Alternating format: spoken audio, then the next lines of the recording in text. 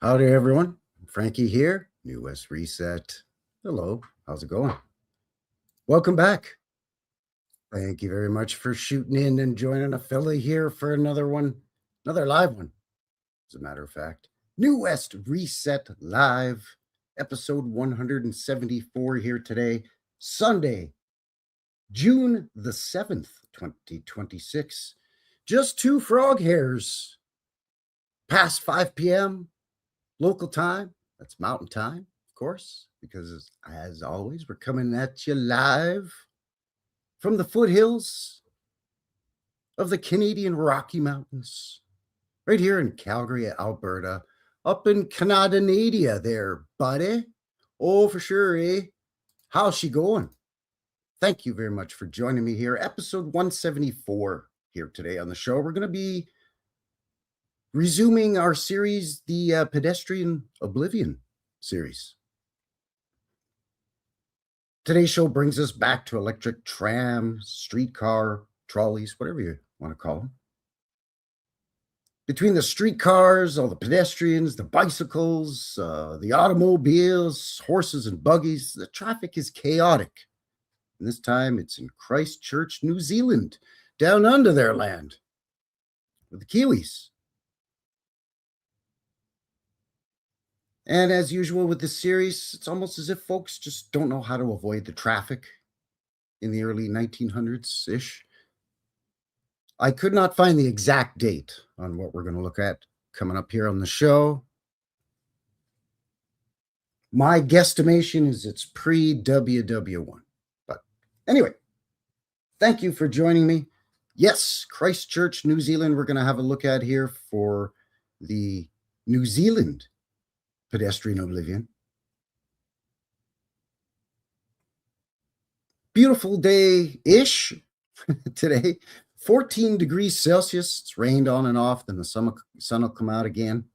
So, plus 14 Celsius is not bad. It's, I don't know, creeping up on 60-ish Fahrenheit, give or take. But with that said, supposed to get some more thunderstorms within the hour. So if all of a sudden the live stream just shuts down, it's because either my interwebs went the way of the dodo or the power went out.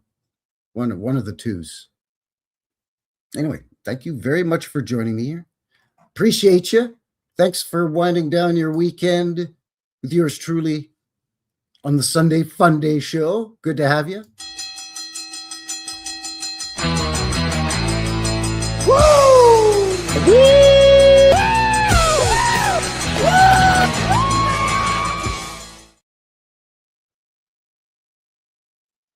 Thanks to everybody who's already subscribed and shared and all of that good stuff. Appreciate you. If you're watching this after the live, thank you very much as well. Maybe leave a fella comment down below. Speaking of down below, in the description below, links for everything we're going to cover on the show, as well as how you can get a hold of a fella. I'm on the Instagrams now too, people. Look out now. So check me out there, as well as BitChute, and then my email is there. And of course, Rumble. Always broadcasting the live show simultaneously on YouTube's and Rumble. Thank you very much for being here. I'm going to start doing some Rumble-only exclusive live streams coming up here as the channel turns 5 years old mid-June. This is part of my 5-year birthday there, eh, buddy?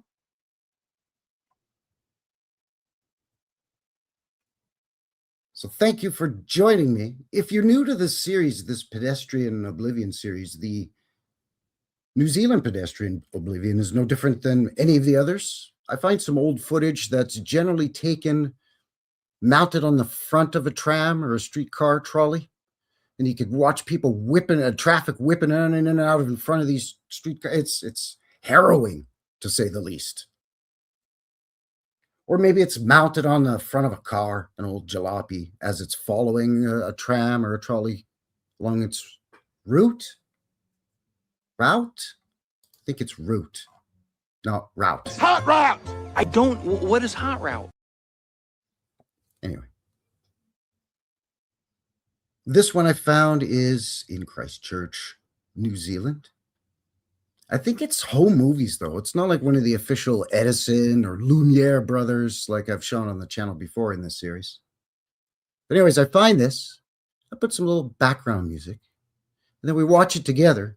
And we watch the heart-stopping and jaw-dropping stuff going on in the video. Again, in terms of just no regard for self-preservation. Look out for that traffic. Crikey, mate, or whatever they say in New Zealand. Sorry, that's probably Aussie, and now I've pissed off people from 2 different countries. Great. Anyway.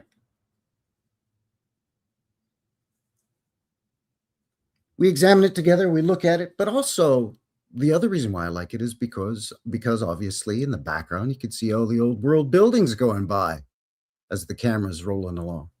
And again, I think this is home movies, so some of it's a little shaky, but a lot of it is not bad. You get to see some street scenes. You get to see how the folks were dressed, the comings and goings, the modes of transportation. And it helps you to put together that, wait a second, you're telling me that they built that 20-story brick and stone building in a horse and buggy with just a railroad to bring supplies to the job site? But that's it, no power tools. Probably no steam-operated cranes or steam shovels yet. Not until you get into about the 1860s, 1870s, I think. Prior to that, you had hoists and, elbow grease, as my granddaddy would call it. Anyway, so I enjoy it. So what we do is we look into where we're going to be visiting, do a quick little peruse of the official His story.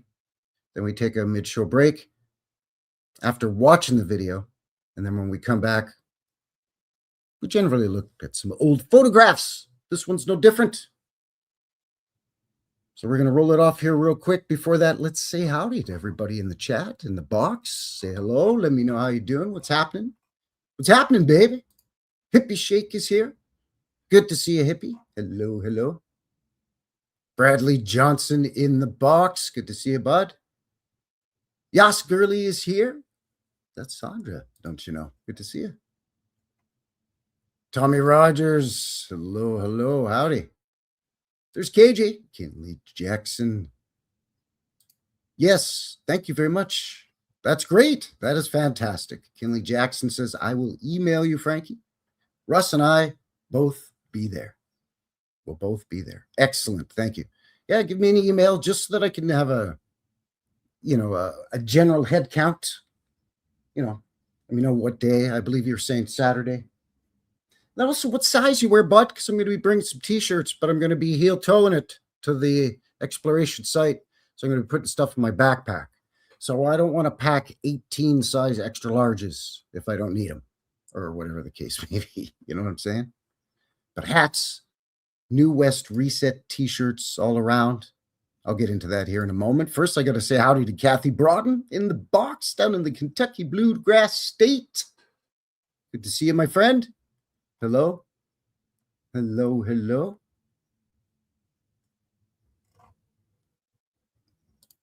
Old World, Michigan in the box. Howdy, Eric. How you doing? So yeah, I'm very excited about this thing. Pacific Northwest Uncovered in the box. Howdy. There's Cousin Vinny over here on Freemason. I'll be there unless it's a cat-related emergency. Yeah, I got you. Your cat is old. 3 days older than dirt. Bless him. God bless. That's why they say cats got 9 lives.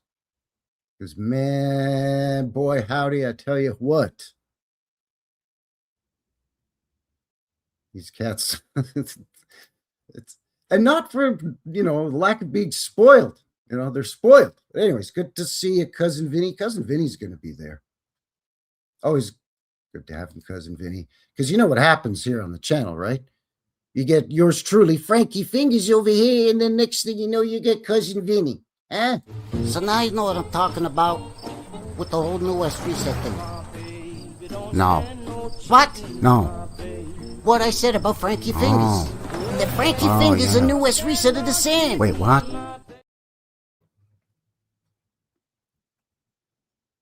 Good to see you, bud. Russ is here as well. Howdy, howdy. How you doing? I saw you, William, here as well. Sneaking in. I'd like to say howdy to everybody. Why? Well, you know, I'm Canadian, so I'm super polite there, bud. You know what I'm saying?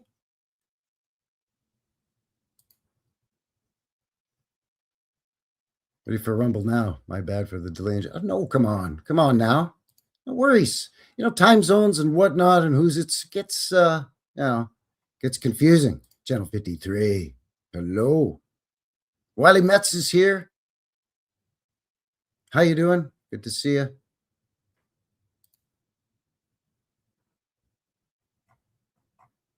I think that's, so there he is, knew him. Hello, hello, there we go. That's everybody. No, it isn't. Tidal. Tidal's here. Just scared the hell out of my neighbor, eh? It's warm enough to have the window open, even though the rains are rolling in, and he's looking around. What? There's a turtle? Yeah, there's a turtle. Good to see you, turtle. Baja in the box. Hello, hello. Good to see you there, bud. Right. So again, thank you for being here. Episode 174, New Zealand Pedestrian Oblivion. We're going to be looking at Christchurch, New Zealand. Rather than continually flapping my gums about it, we'll get into it here. First, the meetup. Boom. Right here. Beautiful spot.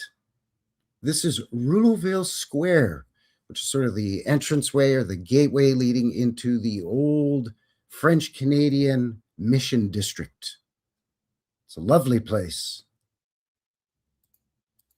Right here on the corner of 17th Avenue and 1st Street Southwest, you can see is a lovely park area.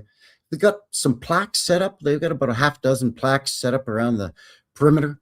And those trees there, you can't see there's actually a paved pathway where they've set up these, you know, propaganda plaques, as I like to call them.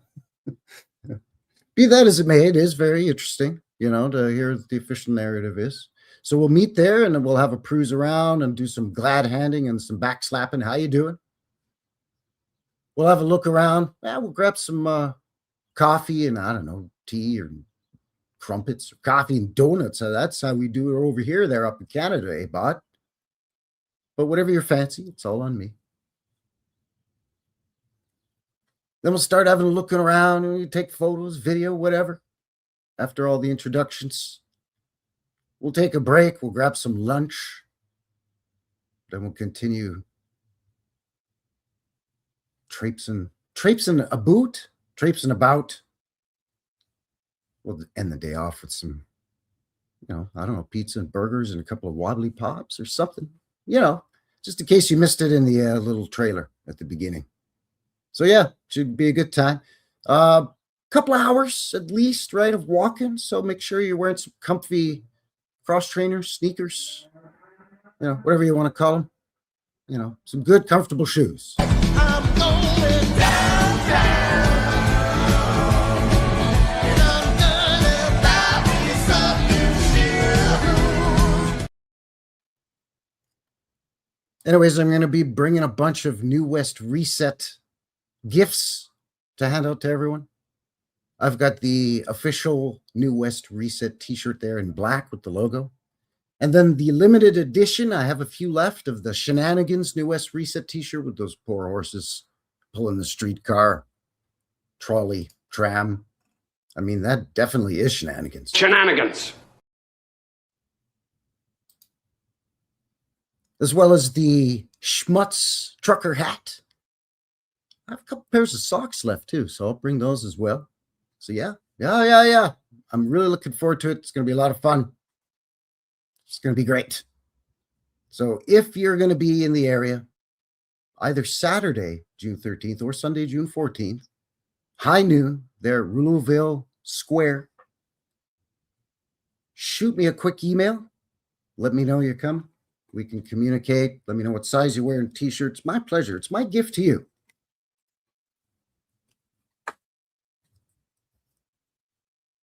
All right, let's get on with the dumpster fire of the official narrative. I like to go to Wikipedia just because, you know, they're generally one of the top 3 that pops up when you're researching something. That's what the normies usually go with. They read it and they go, yeah, sure, sounds fine. But I would say 9 out of 10 times, you know, I'm pretty much willing to bet dollars to good Canadian donuts that we're going to find some goofy stuff in the narrative here. But if you're not familiar, I was not too familiar with Christchurch, New Zealand. And yeah, I had to be careful researching because apparently there's a Christchurch in England or somewhere in the UK. I believe somewhere in England. So looking up old photos or old video footage or just anything in general online, you have to be really specific. Christchurch, New Zealand. There, bot. Or otherwise, the goggle machine just kind of you know, it's like a crapshoot. It just rolls the dice. Whatever, it throws a bunch of poop at the wall. Whatever sticks. And more everything's copy and pasted online too, because everybody likes to use the not so intelligent thinking machines that don't think because they're dumber than a sack of hammers. Anyhow, Christchurch is the largest city in the South Island and the second largest city by urban area population in New Zealand land. Christchurch has an urban population of 407,800 people. It's a strange number, and it seems low, doesn't it? Maybe not. I don't know, 500,000-ish. It's located in the Canterbury region, near the center of the east coast of the South Island, east of Canterbury Plains. Ah, okay. Looks like farming land, sure. It's located near the southern end of Pegasus Bay. Lovely. And is bounded to the east by the Pacific Ocean, to the south by the ancient volcanic complex of the Banks Peninsula. It's weird looking, but interesting. The Avon River winds through the center of the city. Of course it does. With a large urban park along its banks, with the exception of the Port Hills, it's relatively flat city on the average. Okay, yeah. A reputation for being an English city, architectural identity and nickname as the Garden City due to similarities with garden cities in England, but also a historic Maori heritage. Christchurch has a temperate oceanic climate. Okay. Strong cultural connections with European elements and architectural identity. They're really hammering it with the architecture for some reason. Methinks thou dost protest too much. You're really trying to explain it. Oh, they had earthquakes. That's not the best. British Commonwealth Games in 1974. Queen Elizabeth II Park. Oh, lovely. Bless her. All right, history. Here we go. Pre-city Maori activity. Prior to European occupation of the modern-day greater Christchurch area, the land was originally swampland with patchworks of marshland, grassland, shrub, and some patches of tall forests of mostly these trees that I'm not even going to try. Sorry. The intercoastal sand dunes were covered in hardier shrub brush, including all of these. Christchurch was rich in bird life, but European colonizers burned forests to create pasture and introduce predators. This led to local extinction of many species of native birds. So around 1250 AD, they have evidence of human activity, so they say. Prolonged occupation beginning no later than 1350 AD. Seems pretty late, doesn't it? I guess because it's an island amongst a bunch of islands off of the big main island. I don't know. Again, I'm not super familiar. So most of the Maori settlement was along the coast. Well, yeah, sure. If you're a seafaring peoples, it would make sense. Other areas of Christchurch were also important foraging grounds and seasonal settlements. Several Maori settlements were within Christchurch during early 19th century. In both cases, located in areas of surviving tall forest. Okay. Early European presence of the city, 1830 to 1853. European settlement of Canterbury region was largely influenced by brothers William and John Deans in 1843. The Deans farm located in Rackerton Bush. It's Bush, Frankie. How hard is it to pronounce? It was a crucial factor in the decision of where to place the settlement. Christchurch, as it proved to be swampy grounds, could be farmed. So these two brothers just come along and said, how about here? And the other guy was like, no problem there, bro. Roberto, ciao. You got to let the dog swim, man. You got to let him swim in the river, bud. Dogs love that. Heck, I love doing that in the summer. A hot, gross summer day. When it's, mid 30s Celsius, get into the 90s Fahrenheit. I got a couple of rivers near enough by that I could choose from. I agree with Channel 53. It does sound super fun. Absolutely.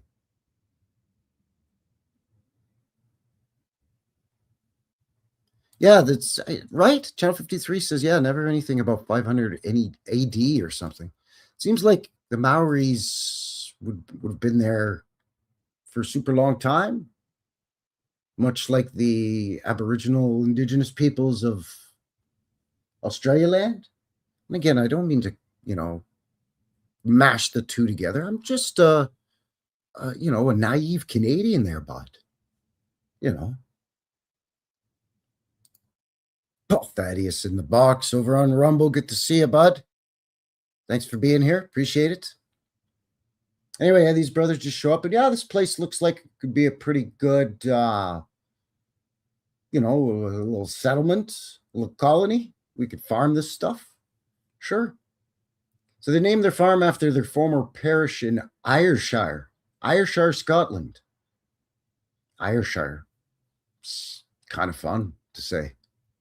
They also named the river near their farm after Avon Water in South Lanarkshire. Sure, okay. It rises in the hill, just like in Canada land, right? The United Kingdom and countries of the Commonwealth of the United Kingdom. We all have names named after places in England.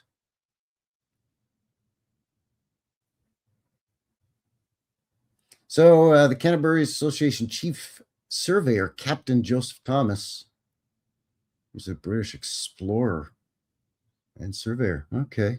Surveyed the area from 1849 to 1850. They named various ports and settlements in the area. It shows a simple grid pattern for the streets of Christchurch. So if there's already settlements in the area, then why did he have to name them? Wouldn't they have already been named? This doesn't matter. It's just the way it is, I guess. That doesn't make sense. Anyway, moving along here. Period of the Canterbury Province, 1853 to 1876. Christchurch was the administrative seat of the province of Canterbury. Ah. So sort of the seat of the government. While slow at first, growth in the town began to accelerate towards the end of the 1850s. That sounds familiar, does it not? With a period of rapid growth between 1857 and 1864. It's pronounced Ayrshire.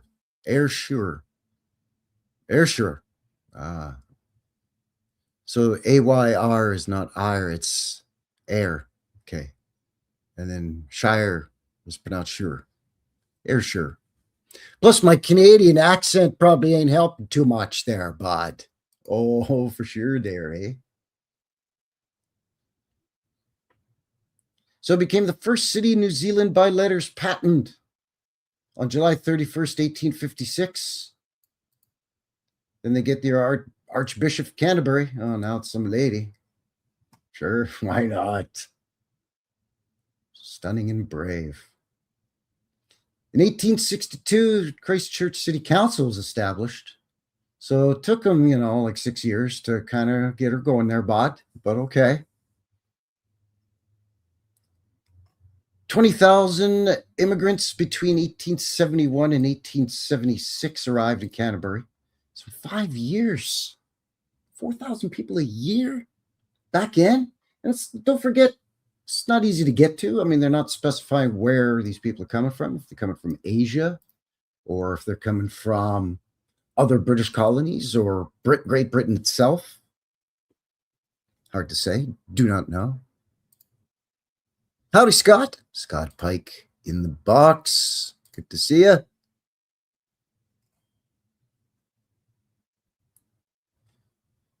The 1880s, frozen meat joined wool as a primary export. One doesn't think of freezing stuff down in New Zealand. You think that, in Canada or up in I don't know, Finland, Iceland, it's going to be some freezing of meat. I thought New Zealand was, wouldn't they say it was like subtropical, right? I guess it can get cold. I don't know. Maybe in the higher mountainous areas. So the last decades of the 19th century were a period of significant growth for the city despite the national economic depression. They just kept coming in for some reason. Minor natural disasters during this period. Heavy rain caused rivers to flood in 1868. Victoria Square, known as Marketplace at the time, was left underwater, with the whole left side of the Avon River, from Montreal Street Bridge to Worcester Street was all one lake, as deep as up to a horse's belly. That's like, what, 4 feet? 3 feet? 3.5 feet-ish. A meter. Christchurch buildings were damaged by earthquakes in 1869, 1881, 1888. So, wow, plenty of opportunities to reset and get a good foothold on planting the seed for the official narrative, right?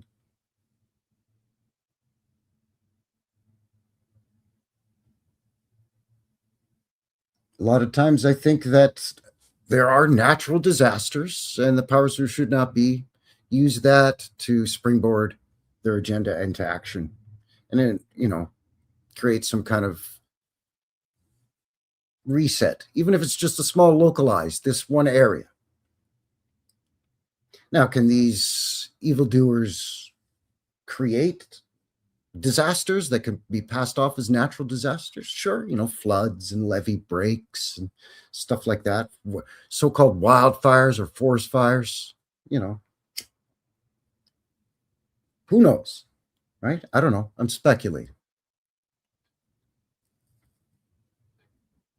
But either way you look at it, natural or not, there's plenty of opportunity here through floods and earthquakes. You get rid of some buildings that are getting to be tough to explain as more and more people are moving in here. Wait, I thought there was only, this was just a little colony way down under here, pal. What's happening? It's with all these big buildings. So, yeah, they got destroyed in an earthquake or a fire or a flood. And I'm sure many were legitimately so, but I mean, why not add a few more logs onto the fire, if you will, right? Yeah, Baha says it right. Can't let a disaster go to waste. Absolutely.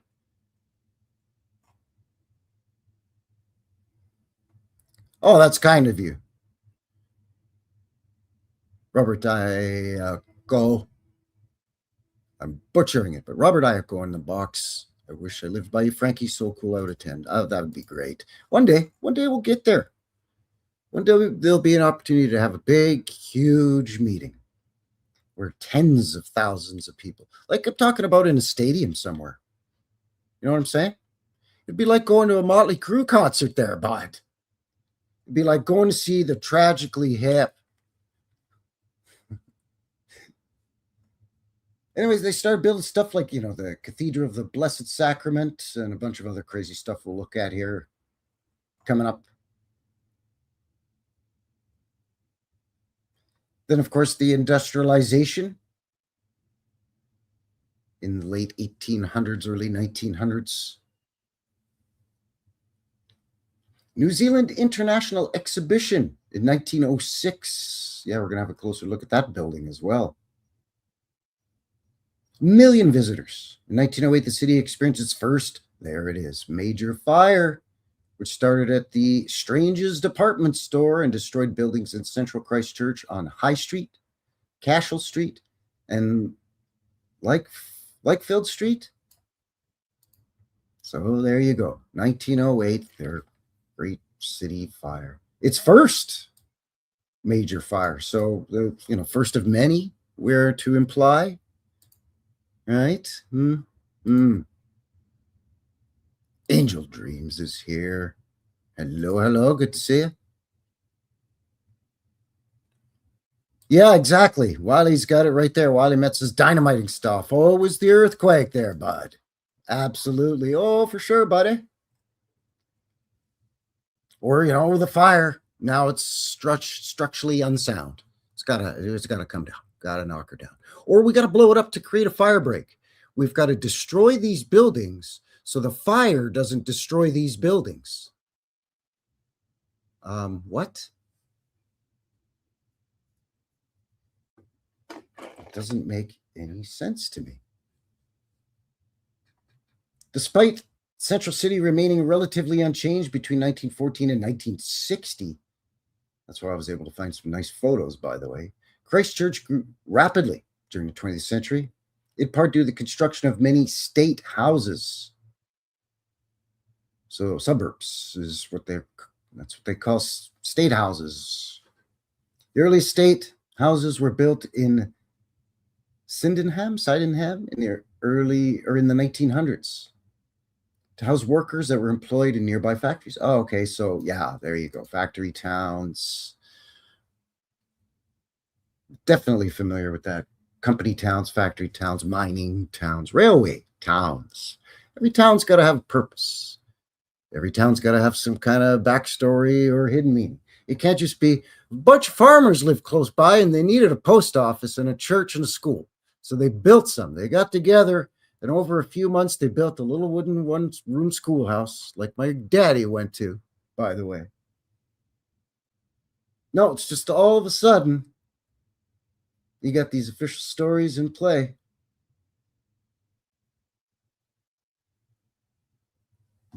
Some factory neighborhood or factory town. Moorhill houses, built in 1909 near the Addington Railway Workshops. There it is. Part of this period of growth included the annexation of surrounding municipalities. In 1903, the boroughs of Linwood, St. Albans, and Sydenham were annexed to Christchurch City. In 21, 2 more boroughs were annexed. See, that's another way where you could start obfuscating the real history, the actual history. Is, papers get lost when you shuffle stuff around, when you annex other little municipalities or hamlets or villages or towns.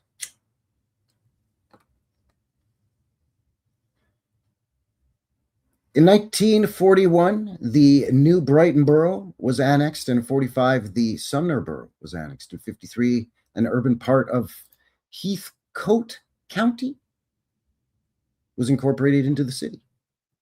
And then it gets into more modern. Of course, they get into the earthquake history, as well as some of the other disasters, and then their location, geography, so on and so forth. I couldn't find on this site, there doesn't seem to be a table with their population growth. They often do that, but oh, wait, there it is. Oh, it starts in 81. Great. So it might as well not be there at all. Thank you. Anyway, link below for the Wikipedia on Christchurch itself. And I did quickly look into the Christchurch tramway system, seeing as that's coming up very quickly here before we go to break. We're going to have a look at some of the New Zealand Pedestrian Oblivion going on in the tramway film footage.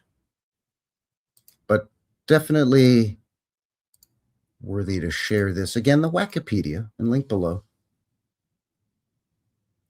So the Christchurch tramway system is a small tramway network serving the inner city of Christchurch, New Zealand. Historically, it was an extensive network with steam and, of course, there it is, horse trams. And there's our favorite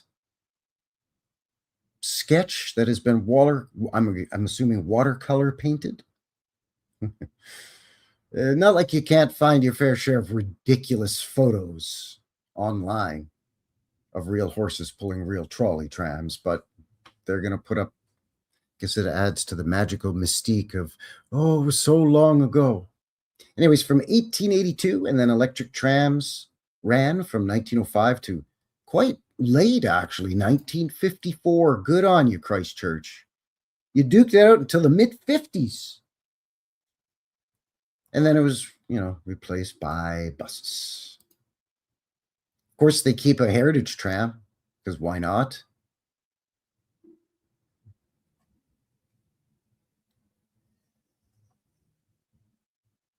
So the difficulty experienced by Christchurch's early residents in conveying them and their export goods to Littleton brought about the first proposal for a tramway at a meeting held September 26, way back in 1855.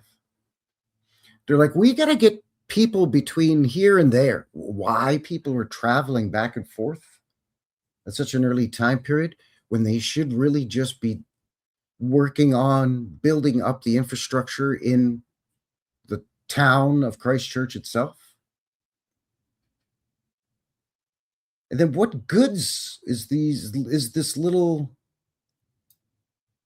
town producing in large enough quantity to export? What was it? Frozen meat and wool? It's New Zealand. Everybody's got wool. You can't swing a dead cat without hitting a sheep in New Zealand. It's like Scotland, but down under.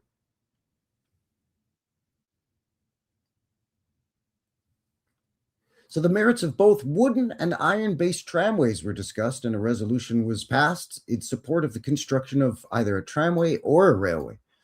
Just build one set of iron track, and then you can run both a tram and a choo-choo on the same track.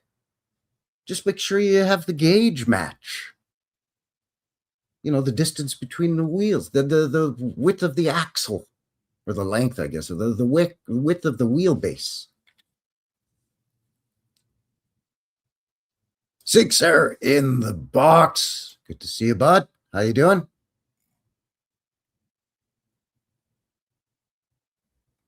Anyways, the issue arose again at a provincial council meeting on October 16th of 1855, at which it was proposed that a line be built to Sumner and goods could be transported to Littleton by boat.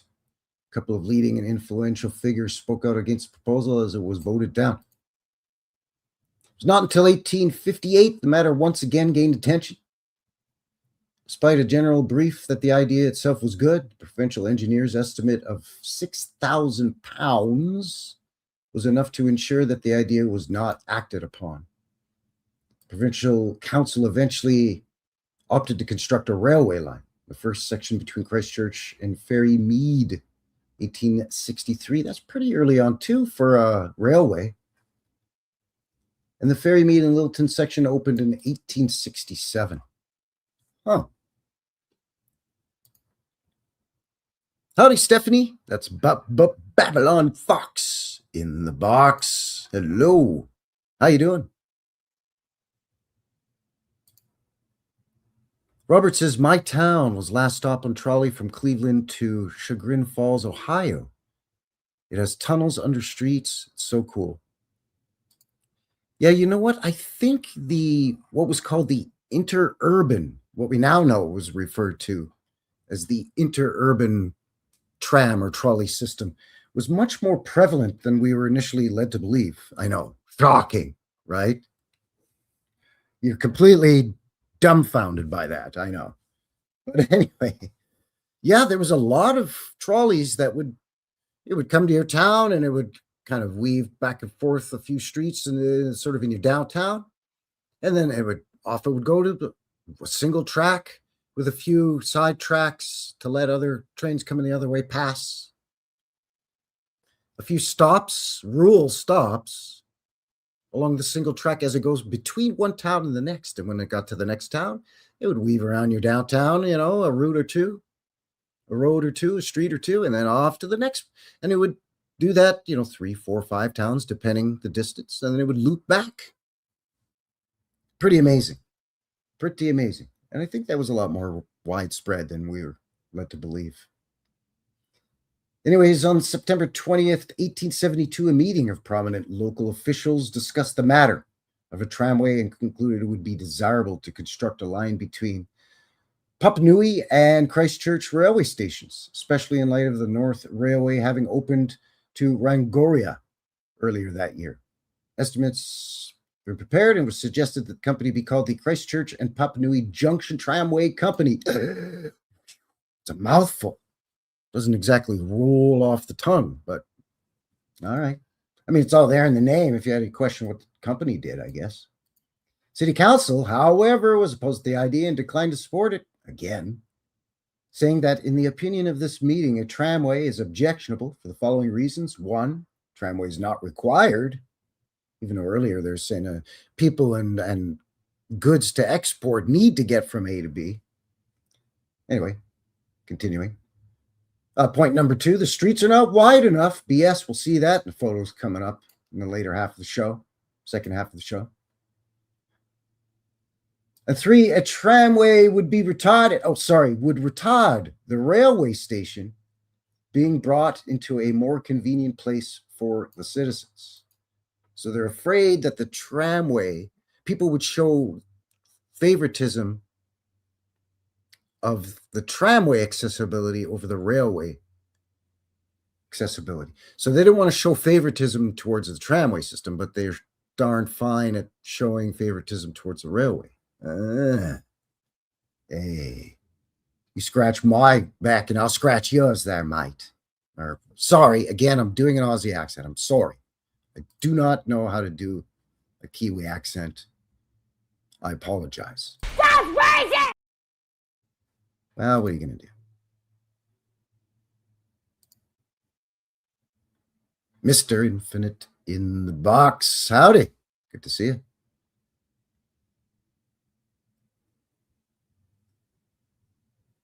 So between 1862 and 1861, and 1872, they formed a partnership, including well-known bridge engineer William White, with the aim of constructing a wooden tramway from Christchurch to Little River. The goal was to make it cheaper to cart timber from Little River and other building materials from the quarry to Christchurch. Plans for a line of approximately 38 miles or 60 clicks in length, starting what is now Morehouse Avenue, traveling to Birdling's Flat, where it would roughly follow the present state highway to Little River. The gauge would be 4 feet, and the estimated cost was £1,023 per mile. Construction began in 1863, and by year's end, they had built 1 mile, 1.5 clicks of the line. Project ultimately failed due largely to lack of capital, but animosity from the line's neighbors also disrupted business. Work on the line had to be ceased by the end of 1866, by which time Christchurch Halswell quarry section had been completed and work had started at the Little River end. The line to the quarry remained in use until 72. Horse and steam era, there we go. The idea of building a tramway did not gain widespread support until 1876. By this time, the city experienced significant development, and the need for improved transport had become evident. They've been saying that since the 1850s. Dragging your feet for 2 decades over there.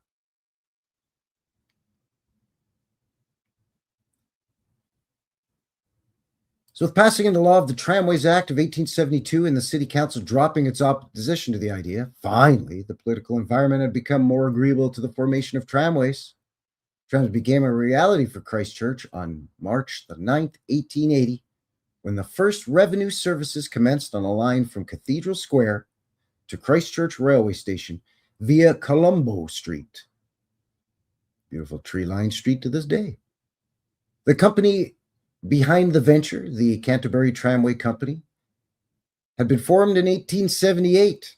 They spent the next 2 years negotiating with the various councils involved, purchasing equipment, constructing lines, etc. After the first day, issues with the track were identified, which resulted in a suspension of service until March 16th. That's still working out the kinks there, eh, boys? So they started building everything 2 years before they even got approved. So again, they got their crystal balls like a bunch of wizards, I guess, and were able to foresee into the future that, yeah, she's going to be no problem there, bud. We'll get her up and going now, and they'll give us a thumbs up when we're finished. Talk about rolling the dice, bub. So then they opened several other lines that same year, even though they were having problems with the original line, but she could just open her up. Then more and more lines opened. It wasn't until 1884 that another player joined the Canterbury Tramway Company in the tramway business. City Council decided that it needed its own line from the central city to serve its cemetery and reserve. It intended to run the municipal services on the line itself and contract out the carriage of people. Construction began 26 November 1885 at Latimer Square. It was completed a year later-ish, March of 1886. So you can see here, everybody's now, just like every time we look into this in the Pedestrian Oblivion series here on the live show, once one guy takes the gamble, I'm going to build everything ahead of time, all the infrastructure, lay all the track, everything, build stations, everything, build or acquire trams or trolleys, the cars themselves, horses to pull them, stables to keep the horses, food and water to water the horses, hire staff to not only tend to the horses, but also staff to conduct the horses, or whatever you would call it. I mean, you technically are a conductor, even though it's a horse-pulled device. I don't know. It just sounds crazy to me. Sorry, but it just sounds absolutely asinine,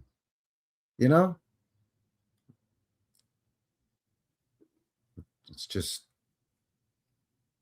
goofy. It's absolutely goofy. Well, no wonder. Kathy Broughton says, I'm feeling extremely goofy tonight. Whoa, this goofy narrative. You're all a great bunch in the chat. I'm glad you're feeling goofy. I have the best group coming over to my channel. I'm so blessed. Thank you very much. You're a great bunch. You're all very intelligent. You're open-minded. You have excellent senses of humor, and you're very kind. But you're not afraid to stand your ground, and I dig that about all of you. You're the best. I couldn't ask for a better bunch in the box. Give yourselves a pat on the back there, eh? So when the concessions under which the lines of the private tramway companies were operated came up for renewal from the late 1890s, the various local bodies involved saw it as an opportunity to consider municipalization. I really struggled with that word there, people. Of the whole system. The tramway companies, which were seeking to extend their concessions to give them some certainty over the future of their businesses, were rebuffed. And eventually the Christchurch Tramway Board was formed to bring the tramways under public control. We're just going to seize everything that you supposedly built from the ground up, from scratch, infrastructure and all, 2 years ahead of time, before we even approved it. And we were the ones that had your fate and hard work hanging in the balance, finally approved it. And then a few years down the line, we're just going to snatch it all up from under you. Oh, man. Come on.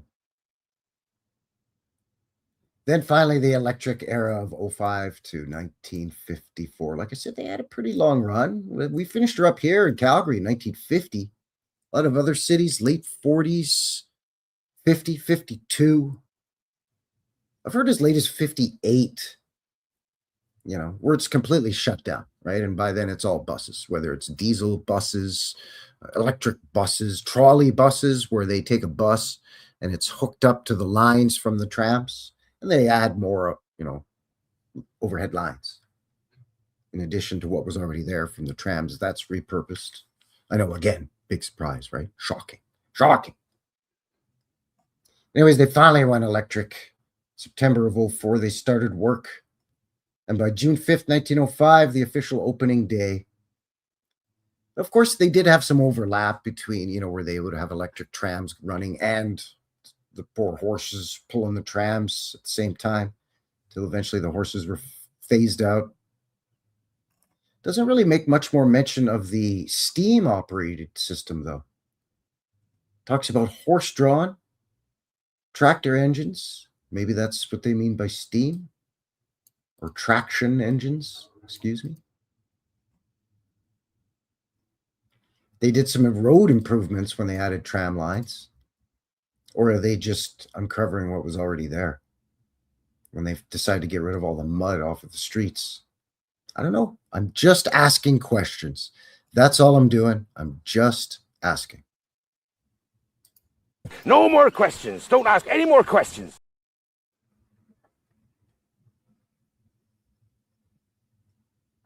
Not really seeing anything about steam, except for at the top of the article, they mentioned steam.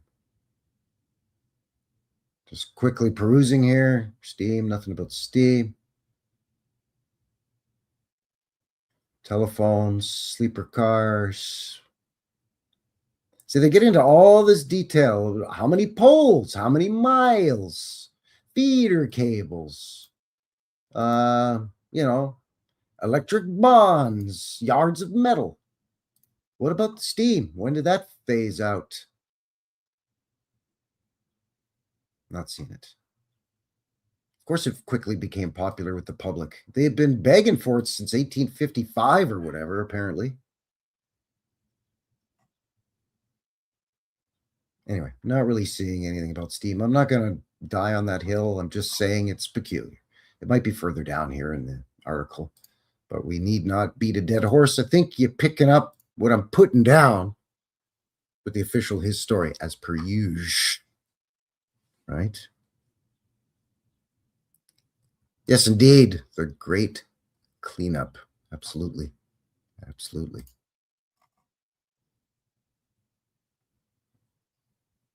All right, so what do you say we get into the video of Christchurch, New Zealand? That's what we're all here for. Now, I'm going to give you a heads up. It's not extensively long. It's about 6.5-ish minutes, give or take. But it's the original raw footage. And like I said, some of it's a little, it's like a little shaky cam, because it's, if not all the footage from what I found, but if not all of it, some of it is home movies. And again, I don't know if it's filmed from the front of a tram, from a jalopy or an automobile of some kind, a combination of the two. The only thing that I've done is I've taken out where they've cut from one scene to the other, where it's, you see the film roll real quick, and then, it's bleep, and it goes to the next film roll. Or if they do like an iris fade out and a fade in, I got rid of all that. But other than that, you're looking at the original raw footage. I don't like the artificial not so intelligence. I like to, as janky as it is, I like to use the original footage every time. I put a little music in the background, some soft music, and we will kind of stop and start as we go so we can examine stuff together. I've looked at the footage a few times, obviously, as I was editing the thing down and putting music and whatnot. I'll stop and point out stuff, and obviously shout out anything. Shout out anything in the box, in the chat that you see. And again, we're looking at the shenanigans going on and the tomfoolery of people just whipping in and out of traffic, seemingly unaware of the dangers. But also, again, the buildings in the background and some of the old world glory, that some of it's still there. A lot of it is, of course, gone. right? Remember, multiple earthquakes, a few fires, at least one great fire, some floods. But then also just how the people are dressed, how they're behaving, you know.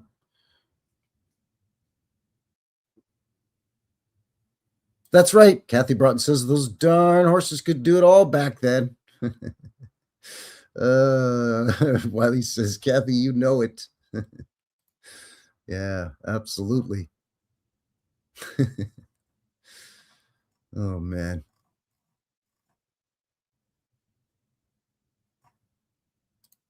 There he is. Odin's Raven in the box. Howdy. Good to see you. All right. Let me pull this up and we'll get started here.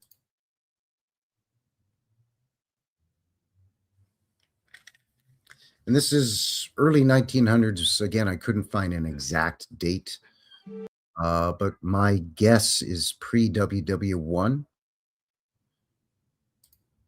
You know, maybe very, very late teens, early 20s, but I don't think so. The cars, the jalopies, the automobiles look pre-WW1 to me, or there and abouts, but anyway.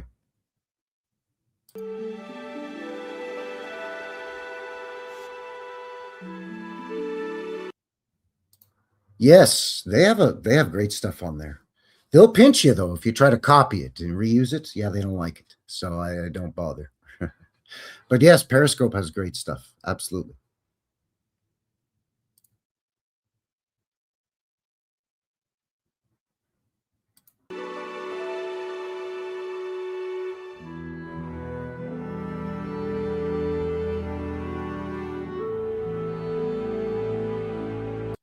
This obviously Christchurch's claim to fame, this glorious old world structure, this amazing church, the spire, well, the tower, but then the spire on top of that tower, outstanding.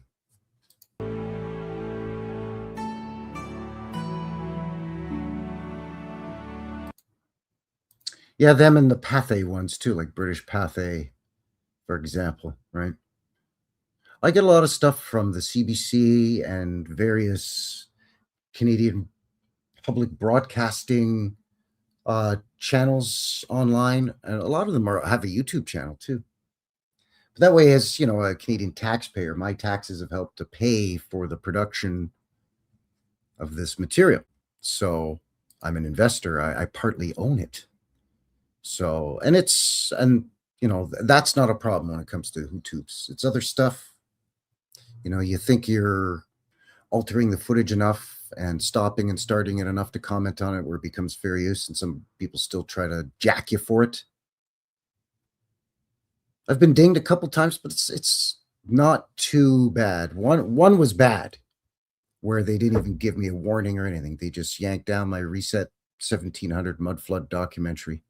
No tap on the shoulder, no email to give you, hey, we'll give you 24 hours or whatever. Another one I did get in an email saying, we'll give you a week, I think it was, to just get it out of there, or you'll get a copyright strike. So I just pulled that one down. It was fine. I just put another one. Anyway, this is great footage, and this is from the New Zealand version of CBC, right? The Canadian Broadcasting Corporation or company, like the British BBC. These are publicly funded, state-owned broadcasting television stations, radio stations. And here in Canada, we have a French CBC too, so that's an entirely different well I can go to. Try to find some of this great old footage.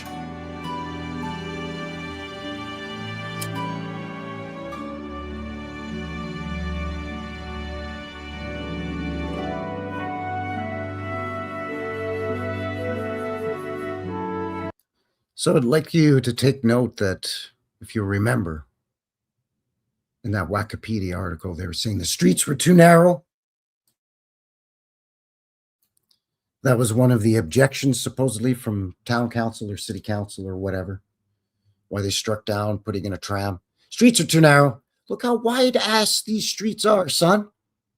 Come on, man.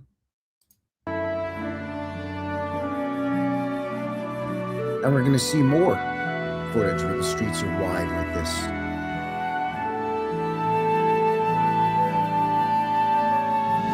So you can see here already, it's a little bit of just chaos in terms of, I mean, today we think, okay, well, there's crosswalks or whatever. But I mean, at least here in Canada anyways, you don't necessarily have to cross at a crosswalk. You can cross on an intersection where there isn't a crosswalk. You can just cross a road as long as it's not a highway or a freeway, right?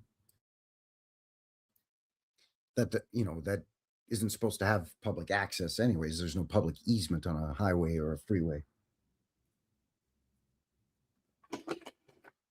But even if there's no cross marks to cross, as long as there aren't any vehicles coming, you can cross.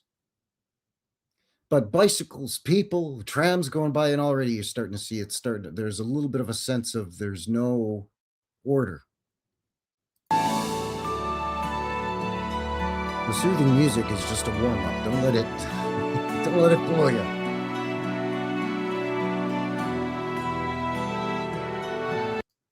By the way, I even forgot to ask. Let me know in the chat, in the box, if you can hear the music okay, if it's too loud, too soft. I'm pretty sure you can see everything okay.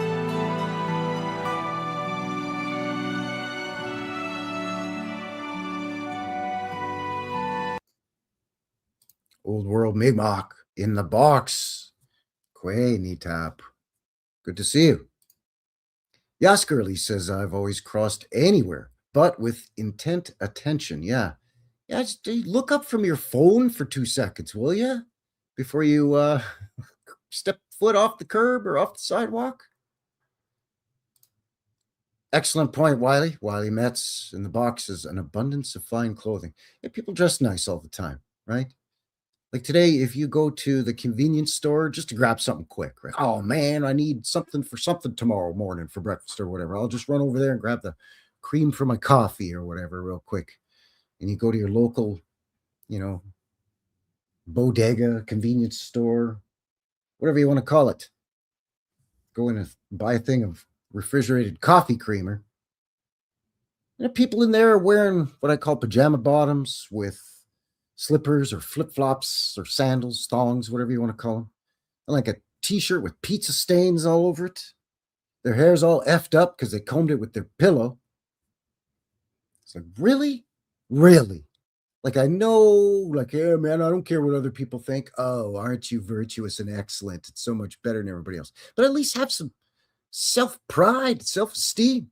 Not to mention the fact that I got to look at you when you're a damn mess. You're out in public now. But back then, people seemed to give a crap.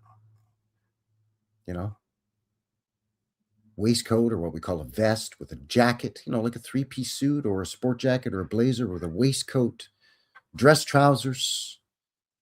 Try to polish your shoes if you could, even if you had to do it yourself. Not everybody's going to the shoe shine stand and paying the guy a nickel or a dime to shine your shoe or whatever. Ladies with their hats. A lot of the ladies made their own clothing, made their own accessories for their clothing, or they would buy, a economically priced dress during hard times, but they would embellish it themselves by going to a Notions store or whatever, getting some lace and fancier buttons. Department stores had sections where you could just buy that stuff. We've looked at that on the channel in the past here on the live show. Entire sales departments in department stores where they sell just buttons and lace and stuff. Not the fabric section. No, just the fancy little accoutrement. Yeah, Baja says my grandma would wear pearls and gloves, etc. to go get groceries. Yeah. There you go.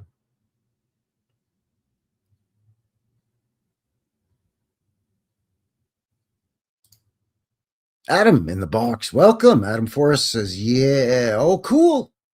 Says, oh, cool. Yeah, I live in New Zealand. Wanganui. Shithole, really. Turbo sheep everywhere. Oh, there you go. Well, yeah, turbo sheep. Turbo sheep, no matter where you go, it seems these days. Thank you for being here. Appreciate you. It's always good to have a local or local-ish. I don't know how close you are to Christchurch, but anyway. Okay, so we've been lulled into a false sense of security. We've got a chance to see people are dressed nicely. A little chaos with bicycles almost running people over as the trams are going by. But now we're gonna start seeing some nonsense here. Buckle up.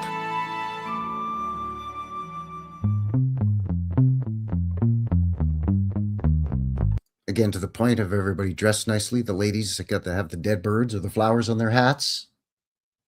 The men with their hats. Everybody wore hats. I mean, I wear a hat. Not indoors when I'm like right now, I'm not wearing a hat. But if I'm going to be stepping outside for any prolonged period of time, I'm wearing a hat. A ball cap or a trucker hat, a bucket hat. I've got what I call like a bluesman's hat. It's like a fedora, but the front part of the brim isn't flipped down. You don't look like Humphrey Bogart. Yeah, Shay. You don't look like James Cagney, you know? Yeah, see, copper? Ah.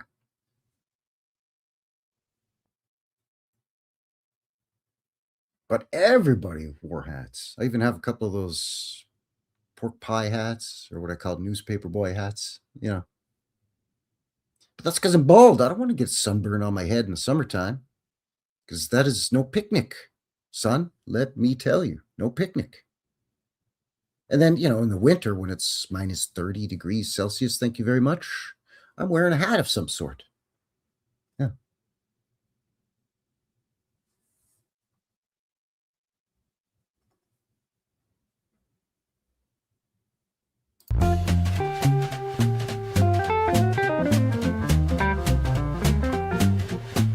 See, already there's chaos. People rushing for the train. They're just going nuts. I got to catch the trolley. Look out.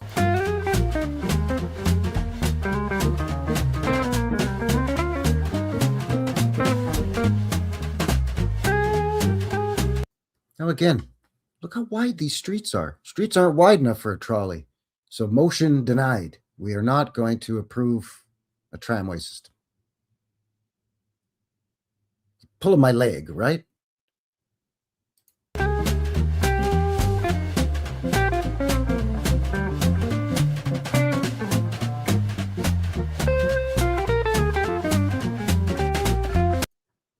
That could be. Odin's Raven says they still had a memory of enhanced frequency from headgear. Could be. Or they had some kind of inherited memory, forgotten memory, suppressed memory, inherited cultural shared memory of some kind of disaster in the past. And even on a subconscious level, they're wearing some kind of protective thing over their head, because there is some kind of cultural suppressed shared memory of some kind of past catastrophe where some crap was raining down from above onto our noggins. Rocks or fire or whatever. Now, I'm not talking about the short-circuiting of the Earth grid theory, which makes a lot of sense and cause some kind of melt and transformation from below. No, I'm talking about crap literally falling from the sky. Not literal crap. Stuff, rocks, fiery rocks, falling from the sky, man. Because there was more than one, quote-unquote, X event, X factor event. More than one major reset. And there's been hundreds of smaller localized resets. It's to keep us all in line. It's to keep us all guessing, and it's to keep us more than one or two generations removed at all times from not only the official history, but even our own personal pasts, our own family history. That's why they want to destroy the family. And they have been trying to destroy the family. In a lot of ways, they've succeeded. Look how wide this street is. Come on, man. You could fit 18 cars side by side down there. But you didn't want to put in a trolley?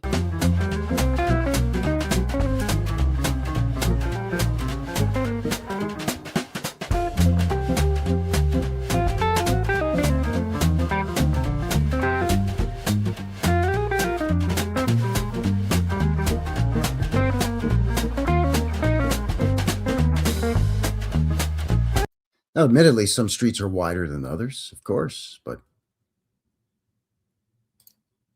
Odin's Raven says pigeons were the only inhabitants of those cities previously. Well, you may have something there as well, right? With, a lot of these cities were basically filled with structures that were already there, already built, pre-reset, most recent sort of local or medium-sized catastrophe. Things were just, for want of a better term, dusted off, got running again, and people are brought in. Oh, it's a factory town. It's a railroad town. It's some kind of company town. Or whatever the case may be. But yeah, a lot of times there's just nobody initially. Or very few. We're told, a population of 2,000 people in such and such a year, but then you look and you see a picture like this. With maybe not with all of this vehicular traffic, but all of these buildings, and you're like, 2,000 people, what do you need all these big, tall buildings for? Who built them all, right? So yeah, who knows? Pigeons and magpies. Is this like a temporary city? Did everyone just show up a month ago?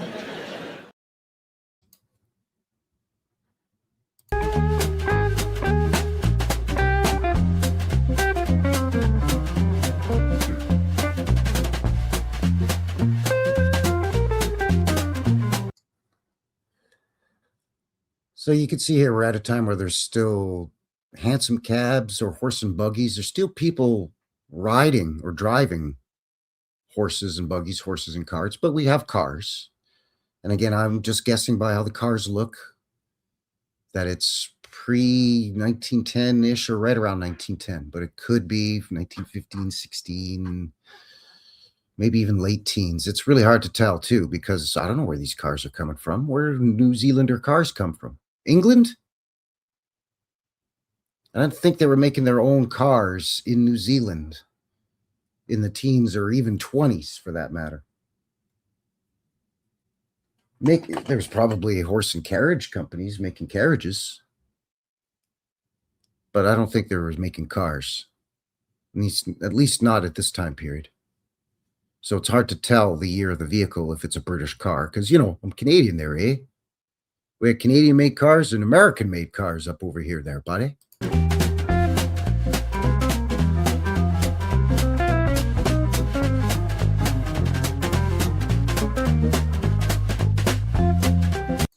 Seems they had adequate space for rail yards.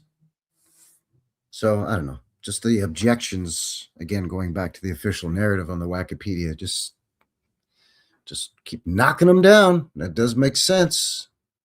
Roads aren't wide enough. Bullshit. Next. Oh, we don't have enough land and all the infrastructure and stuff. Yeah, bullshit. Next. You know what I'm saying? Yeah. Pardon my French, but I think you know what I'm getting at. It's just strange. Oh, shit! Yeah, that sums it up. A little shaky here, so it only lasts a few seconds. So if you get motion sickness, hang on.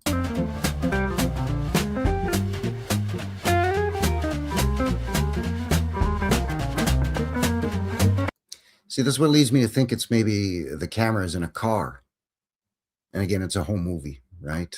Or again, it's not, an official Edison moving pictures or Lumiere brothers where you wouldn't get the shakiness.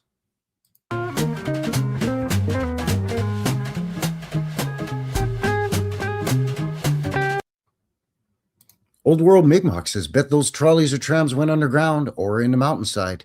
Well, yeah. I mean, depending on where in the world, right? If you're going from town to town with one of these interurban systems that I mentioned earlier, yeah, you're going to have to tunnel through hills or mountains, build bridges over bodies of water, rivers or creeks, or just big dry canyons, or what we call coulees up here.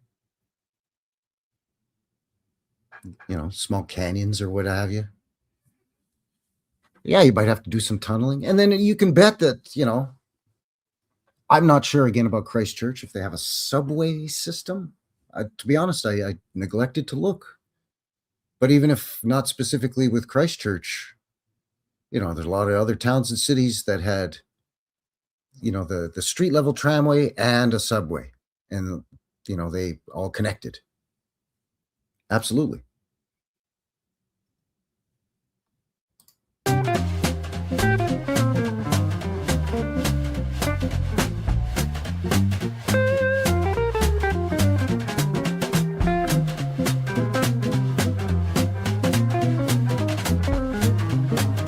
Get out of the track, lady.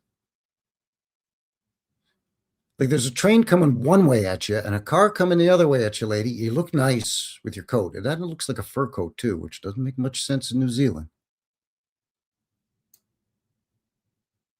But again, as a Canadian, I'm just under the impression it's always hot everywhere in New Zealand. And I suppose the more southern you go, according to the globe Earth model that we're told, it's closer to the South Pole, so it starts getting cold. I don't know. All I know is this lady coming up is taking a hell of a chance. Look out, lady. And then this guy just cuts off whoever's filming, whether it's a tram or a car. This guy just, excuse me, I'm just going to. On a bike, just weaving out of the way of the tram. Like, get out of there, bub. What's the matter with you?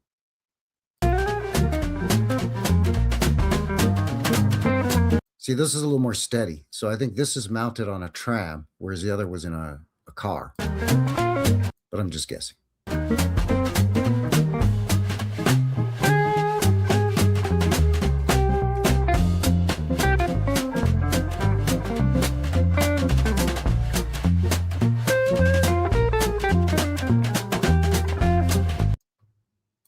Just like Mr. Rogers' Neighborhood, says Old World McMock. Daniel Tiger. Was that the name of the one that had he lived in a clock and he had a little wristwatch? Daniel Tiger.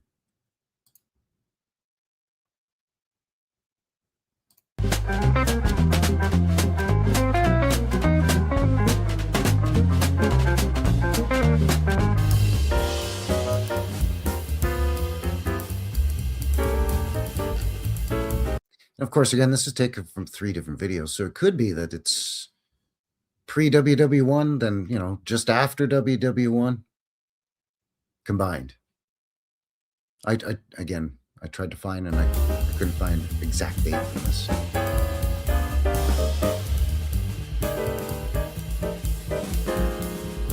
Again, super wide streets. Wide enough to, apparently, for this lady to just stand in the middle of the road there.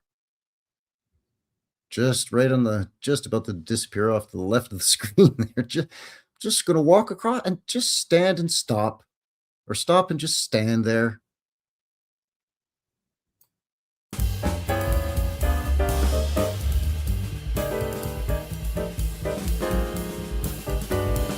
This lady right here.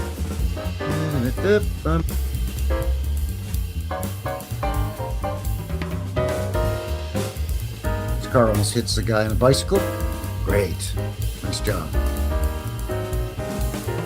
Bicycles and cars weaving in and over the trolley tracks.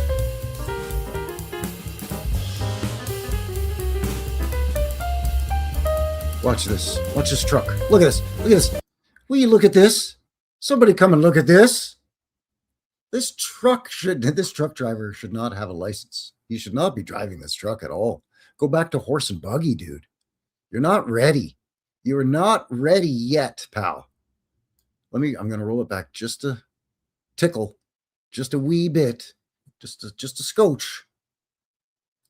You see the trolley's coming. People are also just darting in and out of in front of it and so on. But that being said, watch this truck make this wide ass turn into the intersection, almost hits the trolley and then almost runs over like 5 people. And I think there's a guy on a bicycle that almost bites it too. Would you Jesus see that? And another truck. Oh, come on, man. Get. And people just keep walking across. Lady with a stroller, a pram. Watch out for that baby, lady.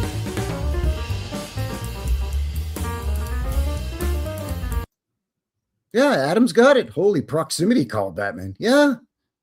Yeah. Well, a license was a thing, I think, at this point. Maybe. I don't know. I mean, it could just as easily have not have been a thing. Like, you know, the guy at the dealership, when you bought the thing, showed you how to operate it. This is how you operate this here jalopy now, son. You know, well, that too. They didn't have the best brakes. They had excellent suspension for some reason, but the brakes weren't the best. And the steering, they definitely did not have power steering at this point. Nope. Sixar says a lot of backseat drivers in this chat. Some of this could be in the 20s. Absolutely, Odin's Raven. The vehicles look different, and the clothing looks a little different. Less bowler hats, more fedora hats. This could be more 20s, roaring 20s. Post WW1.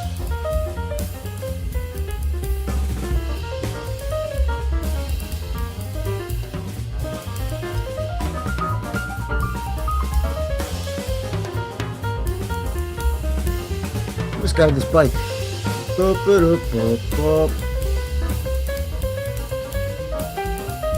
a care in the world. People walking on the street, by the way. So the bicycle's got to weave between people walking on the road and people on the and you know, instead of on the sidewalk. But he's got to weave between people walking in the street and cars on the street. And of course, then on the other side is the trolley, causing equal havoc.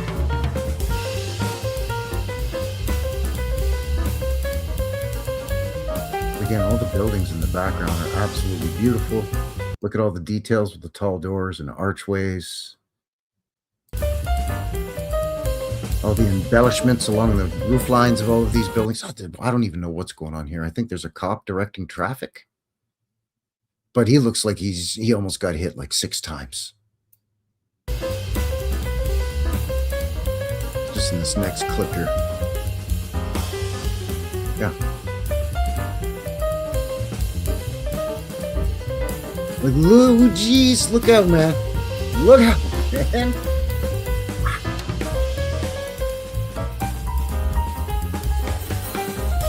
Just hopping out of the trolley, not looking for cars. Meanwhile, there's 2 cars rolling up behind you there, Bob. Be careful now. Yeah, everybody was doing their own thing. But what was the excuse back then? Right? It's not like people had their faces in their phones or were wearing earbuds, distracted by music or podcasts. Not hearing the traffic or somebody yelling, hey, look out, buddy, or whatever. I don't think we're far enough along yet by this footage that people are that self-centered, self-absorbed yet. I mean, you're always going to get dickheads no matter where you go, but it's not going to be, you know, the overwhelming majority of the population like it is now, where people are just so entitled and so self-centered and just could give 2 rats' asses about anybody else. This is something different. This is just, look at those buildings, by the way. This is, I'm not quite used to yet. You know, all of a sudden, the tram, the cars, horses and buggies. I mean, you know, the trams and the cars are all rolled out at the same time.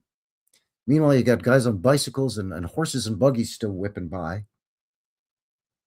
Like a bunch of babes in the woods. But it's the jungle. The concrete jungle. But I will agree, they do dress nice. Anyway, what did you think of that? Pretty stupendous, but gobsmacking. It makes you scratch your head. It makes me scratch my head, anyways.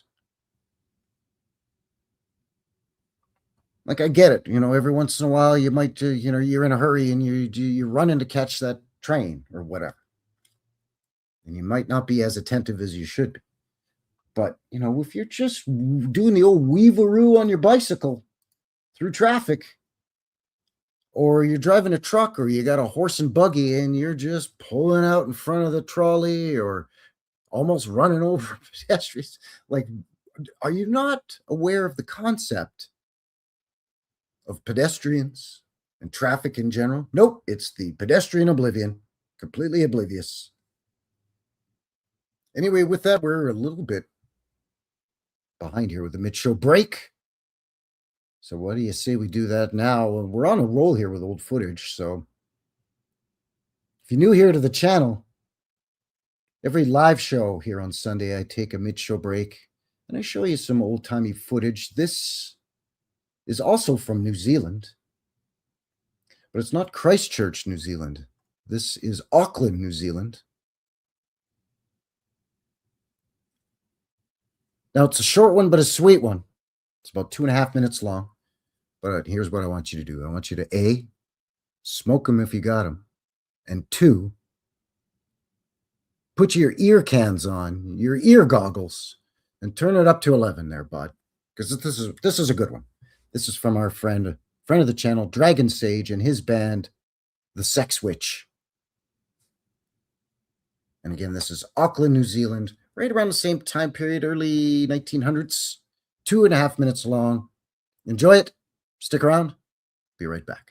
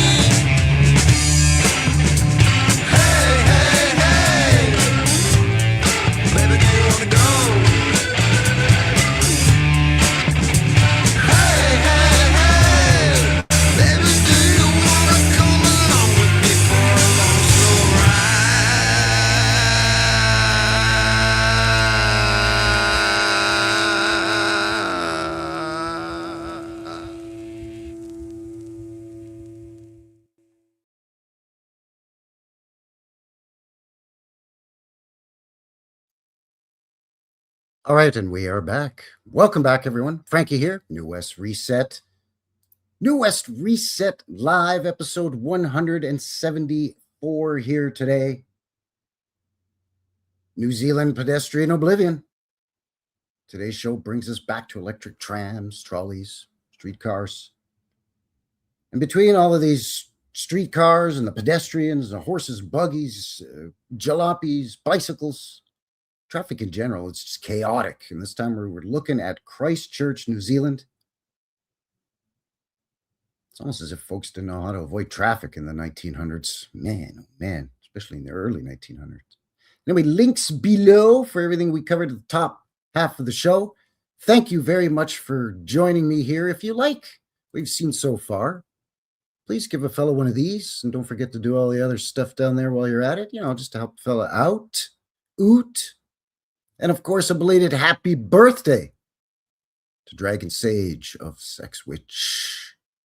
And happy belated birthday to all of you that are celebrating your recent birthdays. Bradley Johnson. I'm 40 with 11 anniversaries. There you go. It's a good way to look at it. So thank you for being here. Thanks for winding down your weekend with yours truly. Woo!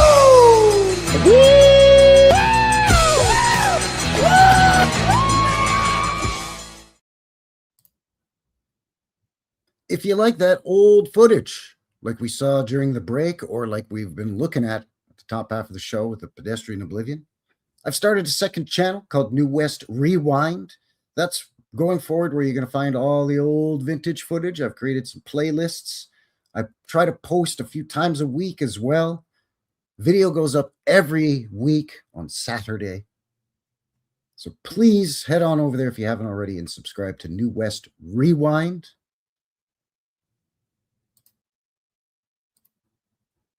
And as a reminder, whenever possible, I try to use the original raw footage. None of that old crap.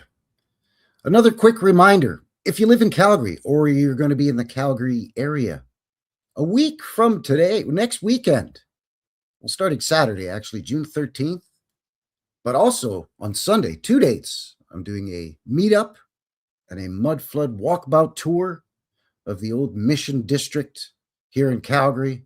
We're meeting at noon right here at this beautiful place, Rouleauville Square, 17th Avenue and 1st Street Southwest, at noon on Saturday and again noon on Sunday. It's in a park-like setting, and it's sort of the gateway to the old French Mission District that started in Calgary before Calgary was even Calgary. They were just building the fort here, apparently, when this place sprung up. So I would love to have you. We're going to walk around and have a tour, check stuff out, do a meet and greet, of course, grab a bite to eat, take some photos and some video of a bunch of glorious old worlders in the area. And we'll wind the day down with some wobbly pops and, I don't know, pizza and burgers or, I don't know, something. I'm also going to be bringing along with me some New West Reset merchandise that I'm going to give away. That's right. You're not paying a cent on this day. This is my thank you to all of you for all of your support. This weekend coming up is the 5th anniversary of my channel here. So as a thank you to all of you for all of your support, I wanted to bring along some New West Reset t-shirts, some Schmutz ball caps. So if you're going to be there, that would be fantastic. I'd love to have you. Just wear some comfortable shoes, man, because we're going to be doing some walking. So just wear some comfortable shoes. I'm going downtown, and I'm gonna buy me some new shoes.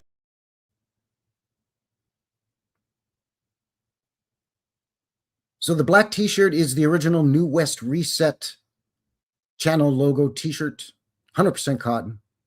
The gray, the heather gray. I allowed the heather gray. Sorry, got carried away. Anyways, the Heather Gray Shenanigans limited edition New West Reset t-shirt with those poor horses pulling that trolley. And the Schmutz trucker hat. Now, I had these made quite a long time ago, actually. I designed them myself. I had them made at a local print shop just in my neighborhood here, just like 5 blocks down the street from me. And I had these printed up as a thank you to anybody who supports the channel with a PayPal donation. Or people behind the scenes that really go above and beyond to help out. You know, like Hippie Shake, Cousin Vinny, and Freemason. You know, friends of the channel that go out of their way. But if you make a donation to PayPal, even if it's $5, I'm sending you a free t-shirt. Just give me your return address. Let me know what size you wear. And it's in the mail, and it's going to be in your hot little hand before you know it, bud. Hot little hand. But that's not the point. I'm not plugging my PayPal here. I'm just bringing some of these goodies along with me to hand out to anybody who's taken the time to come and meet up and do a nice mudflood walkabout and just have a good time and enjoy what should be actually a nice day. It's looking like it's going to be not too hot, but no rain. Fingers crossed there. I just jinxed it. But anyway, I'm very, very proud to now host the 4th annual subscriber meetup and mudflood walkabout. Certainly my pleasure. Ubukan is here. Hello, hello. Good to see you there, bud. Thanks for shooting in. Adam Force says, I can't believe I didn't find this channel till this morning. Excellent stuff. Well, thank you for being here. And, you know, you know why? And I'm not crying over spilt milk. It is what it is.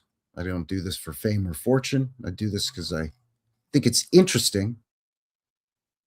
And I want to bring my box of puzzle pieces to the table along with everybody else's and try to get some answers by asking questions and, you know, doing some boots on the ground videos once a week here on the channel, exploring my area, but also doing these live streams every Sunday. But it's also to spend opportunity to spend time with like-minded people like yourselves, people that I've been talking about in the chat, in the box. You folks are great. Bounce ideas off of each other. We don't have to agree on everything. I don't want to live in a world where everybody agrees with me and I agree with everybody. Now that is some BS. You know what I mean? That is some horseshit. Horseshit! Anyway, thanks again for being here. Again, links below for everything we've covered so far, as well as how you can get a hold of a fella. I'm now on the Insta, as kids say. I'm on Instagram. It's a time suck, but I'm having a good time with it. So you can follow me over there as well.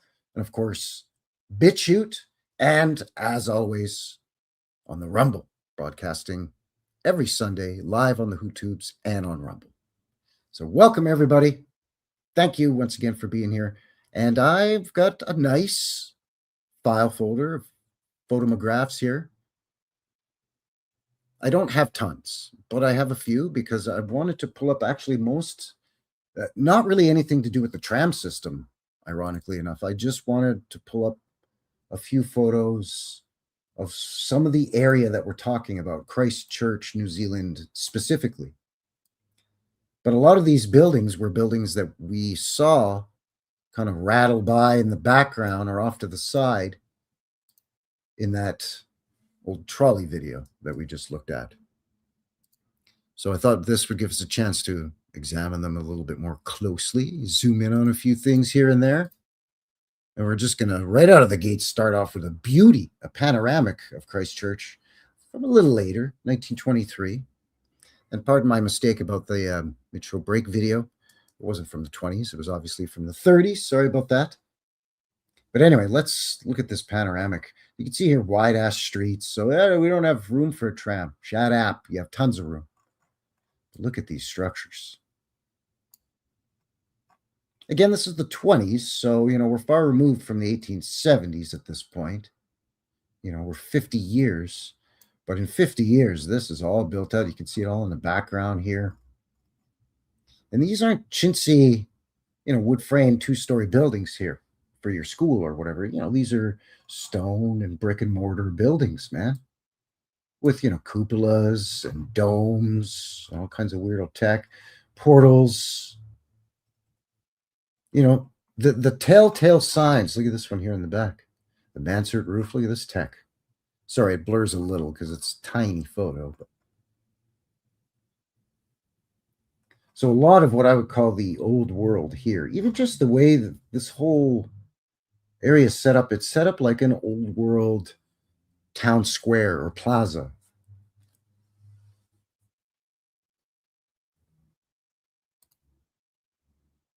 There's another nice bird's eye. This is from 1933.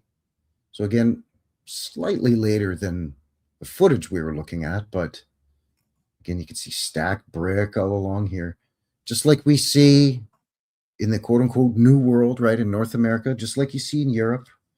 And, you know, they were really leaning into that European influence in the architecture in the Wikipedia article. And I think it's to plant the seed for the narrative.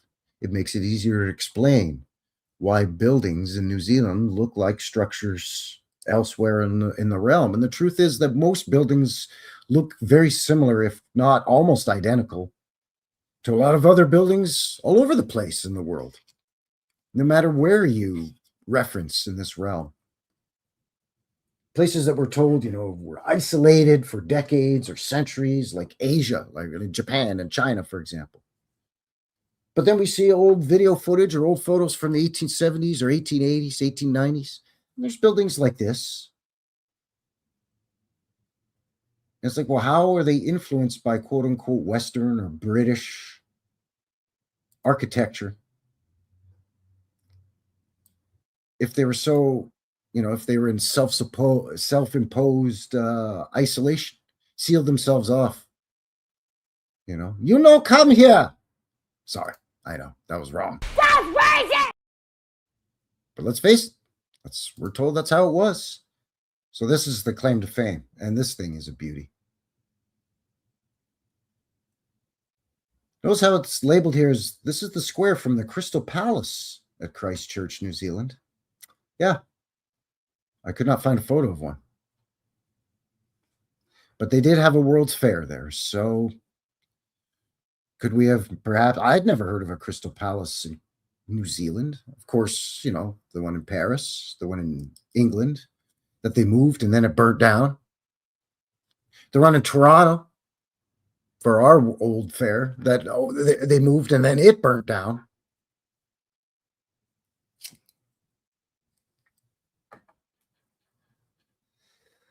Now, as glorious as this is, it looks very top heavy, and this lower half or third, dare I say, of the structure looks really stumpy to me.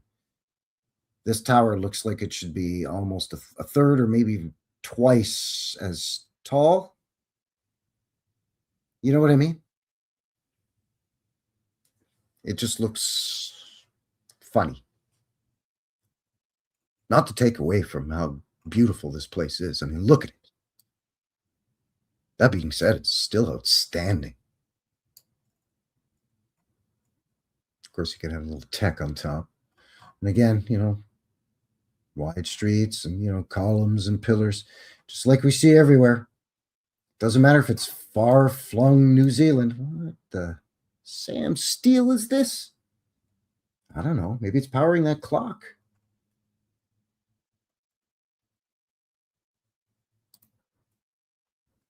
Victoria Square.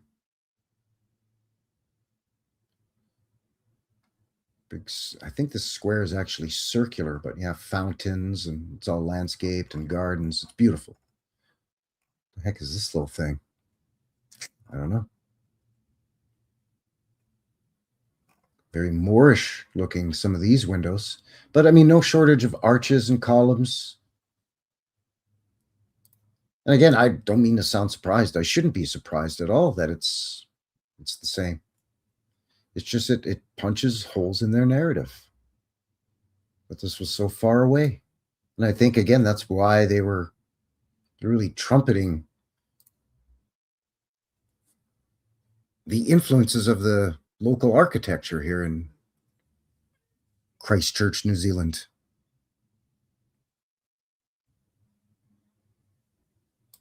That's sage advice, my friend. Good to see you. Good to see you. Thanks for shooting in. Yeah, you don't want to piss in the wind. Absolutely not. Look at these embellishments. Gorgeous. That's just your billiards hall. Nothing fancy. Looks pretty fancy to me, bud. You're just going to go in there and play some pool, are you? I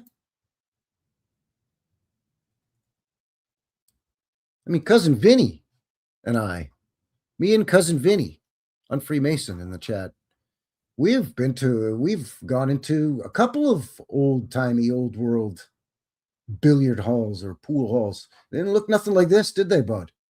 Nope. Not to mention what's going on here. The Barlow's building. Exquisite. And then you got to have a tech here. It's flagpole. Well, I mean, you need 2 flags on your building, but there's no flags on the flagpoles. Obviously some kind of tech, not to mention this canopy. It's not some crappy awning. It's a beautiful wrought iron and glass canopy with all of the decorations on it. I'll take that over a crappy awning any day. Awnings look cheap, especially when you compare it to some of this. Hereford Street, 1880s. 1880s. Okay, this I can understand. A little 2-story wood frame, sure. This, this, and even this in the foreground. Take off. This all day, not a problem. That little guy, cute, sure. That's your barbershop or whatever, no problem.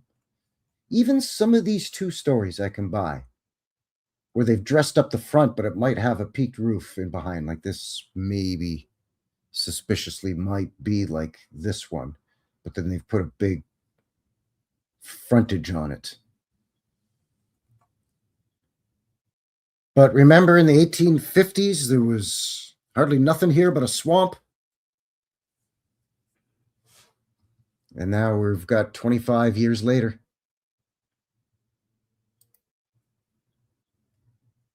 High Street, Christchurch. Same time period.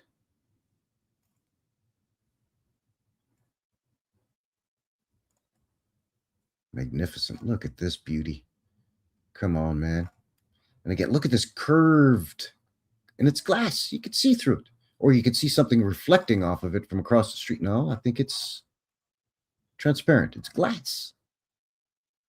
See? Beautiful.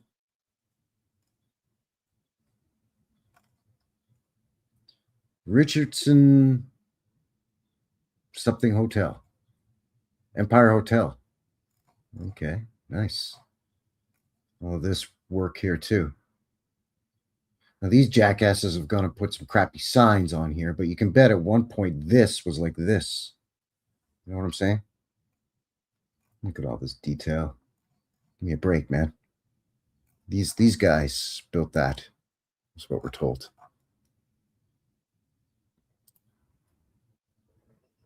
Look at this beautiful thing. Look at the effect this has. It looks like a seashell. And again, it's not a crappy awning. No doubt this is some kind of iron. Just gorgeous, man. Almost church-like. Very Moorish in a lot of ways, too. These windows looking a little churchy. And all the way down the street. Not a problem. Horse and buggy. Some clown standing in the street with his hands in his pockets.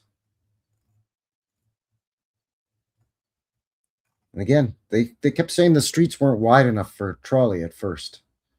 Looked pretty wide to me, bub. That might even be a trolley there. This looks pretty wide too.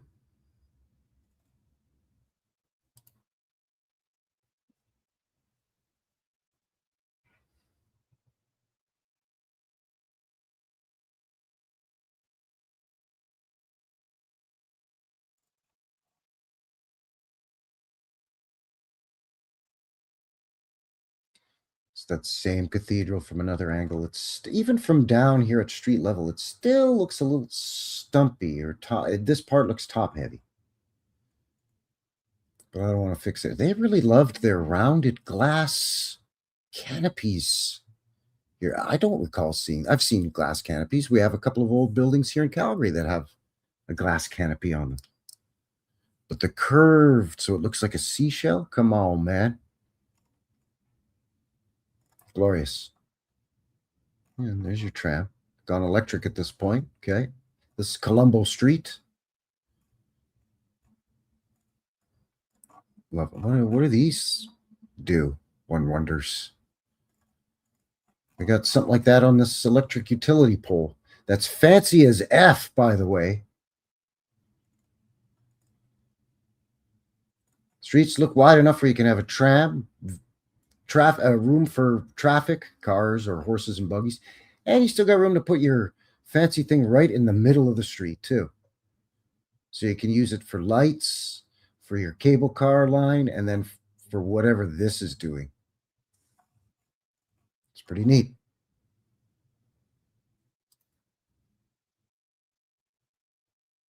Oxford Terrace, 1880s. These are a little bit more modest. This is what I would expect for your, Grand Royal Hotel or whatever. Oran's Royal Hotel. Sure, nice. This here, Royal Livery Stables. Yep, we have an old-timey hotel here in Calgary called the National Hotel that has a stable next to it. Now, our National Hotel is actually a two-story brick. Nope, maybe I want to say 3-story brick. It doesn't matter. That takes up, an eighth of a city block, and it's got the entrance on the corner. But it does have a stable next to it. So this sort of suits my skepticism. Because for almost every large structure like this, during this time period where there's no cars yet, every second building would need to be a stable.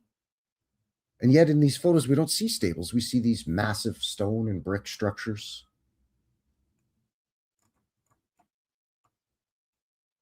Look at this fanciness too, though, still. Oh, everybody wore all black. It was uniforms. Get out of here. Look, it's all different.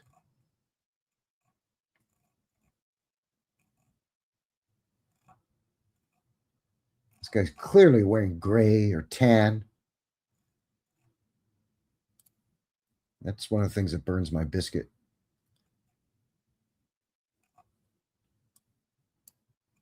Look at this thing. Conical dome with whatever's going on up here. And it's got bands of whatever that is, some kind of roofing tile of some sort, I'm assuming. It's so exquisite, man. This coining effect gives you a nice gingerbread look.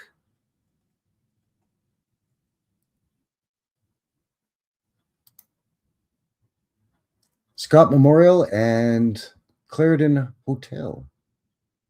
So this is the memorial. This hotel. What's going on here? Oh, look, ye olde ladder lean. Doing something here. This was not labeled as a construction photo, but it looks like there's something funny going. It might just be a shadow. But why do you have a ladder here, Bob? What's going on there? I mean, there's glass and blinds and curtains in the windows. It's occupied. First, I thought this maybe looked like there was a fire, but no, I think it's just a shadow, maybe. The ladder's just confusing. But it's a beautiful building. Huge. Not height-wise, but you could see, look how wide this bugger is, man.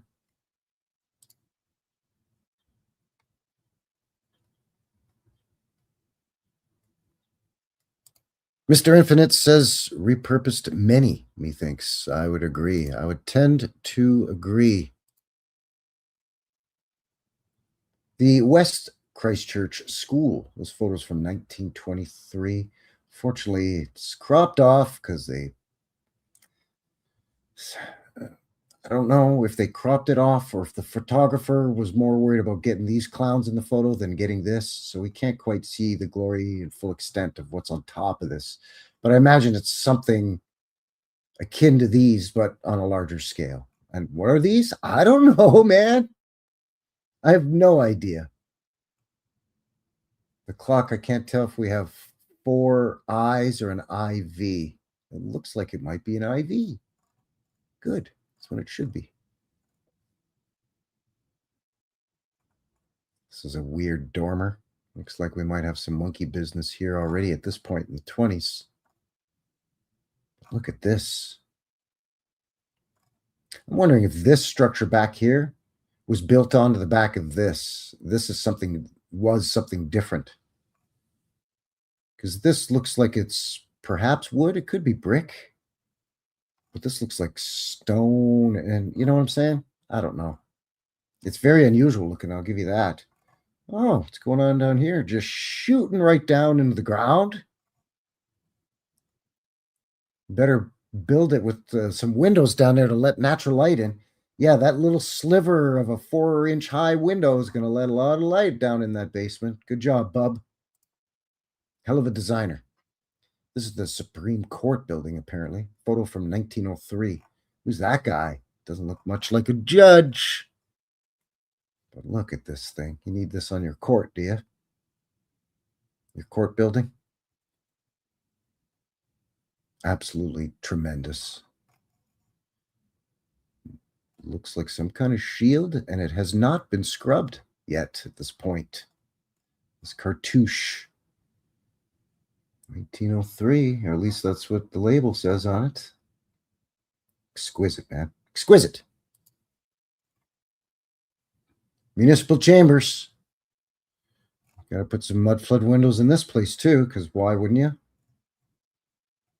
Just brick them in and we'll just put vents in them and say, oh, it's just to let air circulate out of the basement. Why is it getting so musty and dark and dank in the basement? Could it be that this should be dug out of the dirt a little further? You could see the street sloped. Looks might there even be a bridge here? Could this have flooded at one point? Possibly.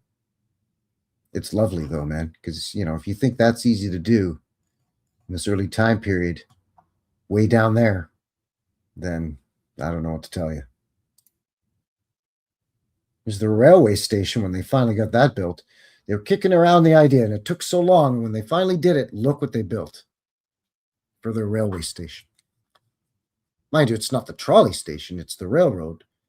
But it took them a while to get that finally up and going too, didn't it? And look at them. That's what you need. That's what Christchurch needs for their train. Looks like an entire compound. I don't know if these buildings are connected. Looks like you might have a street or an intersection here. But it looks like it goes from here all the way down and maybe beyond. What's that? And that? Absolutely no idea, man. Well, I have no idea what that is. It's very, very strange. Somebody's going to tell us that if this was on a church, well, it's because a church or a synagogue or nope, it's a train station, man. It's not a rooster weather vane. It's not a flagpole.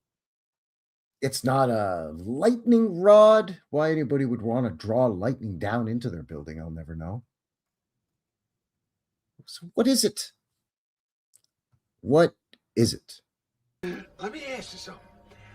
How come you asking so many jackassy questions? I guess it's just best to move along then. Provincial Council building with a little bridge going across to it. Because why not? Look at all these stacks. I'm going to tell us these are chimneys. I think it's part of what would have been like an old world air conditioning system, like an air exchange system, where it uses fresh air and stale air and air pressure and vents and flues like in chimneys to direct fresh air in, which forces the quote-unquote stale air out. And you could do the opposite too, right? You could keep the place cool in the summer, warm in the winter.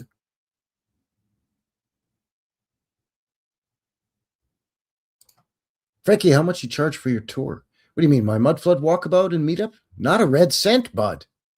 In fact, I'm giving away a bunch of t-shirts. I'm going to buy everybody coffee and donuts to start at noon, and then we'll break for halfway through for a bite to eat. Lunch, that'll be on me. And then we'll wrap the day up with an early meal, an early dinner, an early supper. We'll sup early with a couple of wobbly pops and I don't know, pizza or burgers or pasta or something. I don't know, whatever people like. And it's on me as a big thank you. This is the chief post office in Christchurch. Photo was from around 1900-ish. Looks like we have some legit construction going on back here. Maybe.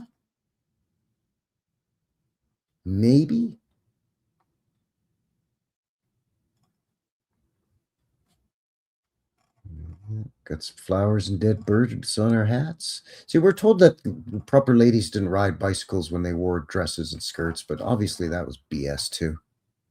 Just another means of control. Oh, more mudflood windows. Because why you got to go up 6 stairs to get in. Because this used to perhaps be the second floor. It's now the first floor. Another unscrubbed cartouche. Look at this brickwork, by the way. It gets a little pickleated if I zoom in too much. Sorry about that, but it is what it is. It's like this clock might be an IV as well. Good for you, Bod. They know how to do it right in Christchurch. This is some kind of triumphal arch. The Bridge of Remembrance. So this is post WW1. Lions. They don't have lions in New Zealand. Get out of here. Take off. There's no lions down there. Look at this park. Gazebo. Some kind of canal system. I'm sure they call that a river. Look how big these trees are. This is a photo from 1923. These trees were planted along here. How long ago were these trees planted? Pretty big. And this is just beautiful.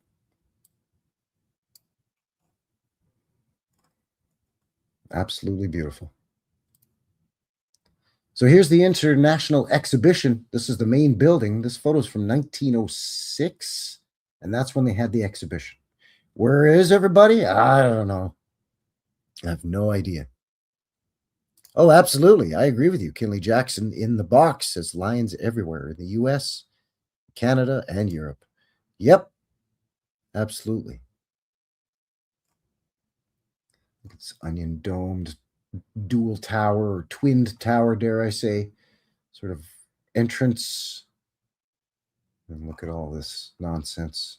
Of course, just build temporary out of, sticks and dung. Sticks and plaster and whitewash paint. Probably more likely they found some old buildings and they just whitewashed them with paint and fixed them up, put some new tiles on the roofs. Roofs. Got to end it off here with a couple more shots of this church. No matter what angle I look at it from, this is so impressively tall and steep that it makes the rest of the tower look too stumpy. It looks like this tower there should be more to it. That's what I'm trying to say. Look at this too. Just another little,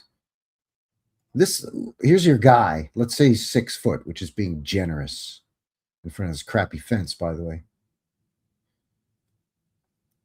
There's a horse pulling a trolley too, but while we're at it, poor thing. Anyway, let's say this guy's 6 foot. So this is no slouch either. This thing's 30 feet high, but it's dwarfed compared to this thing.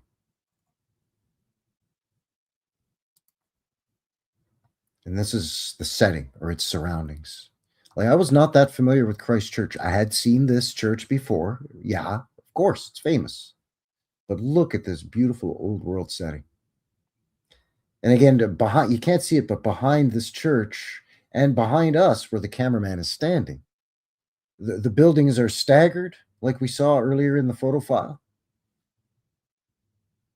This is just, if you were to say this is somewhere in like, I don't know, Czech Republic or Slovakia or, I don't know, Poland or somewhere in Europe, I'd be like, yeah, sure. No, it's New Zealand, man.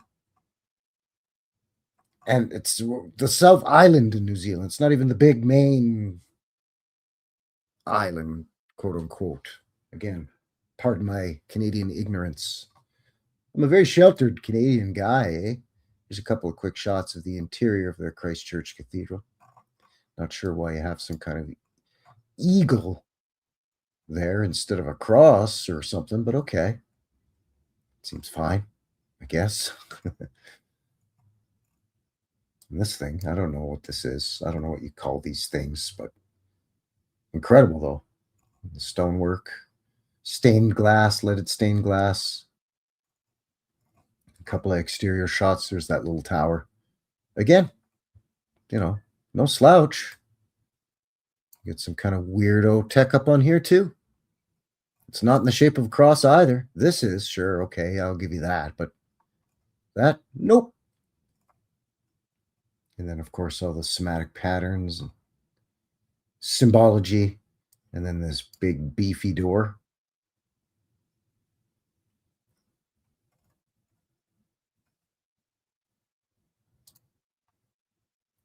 the thing where I guess where the preacher goes up and addresses the congregation. But I think this is where you would speak to giants, where you didn't have to crane your neck and yell up at these like 10-foot guys. They would just stand here and they could just kind of lean up on here, like put their foot up, like it's, they're bellying up to the bar for a beer. And you could just talk to them. Hey, how's it going there, bud? What you got going on? Because, I mean, why would you need this to be, 30-foot vaulted ceilings for people that are small enough to sit in these little chairs? You know what I'm saying? So there you go. That is that for that file of Christchurch, New Zealand. So I'm getting ready to wind this thing down here very quickly. But before I go, once again, as a reminder, the meetup next weekend, Saturday, June 13th, and Sunday, June the 14th, 12 noon at this beautiful place, Rouleauville Park, 17th Avenue and 1st Street Southwest.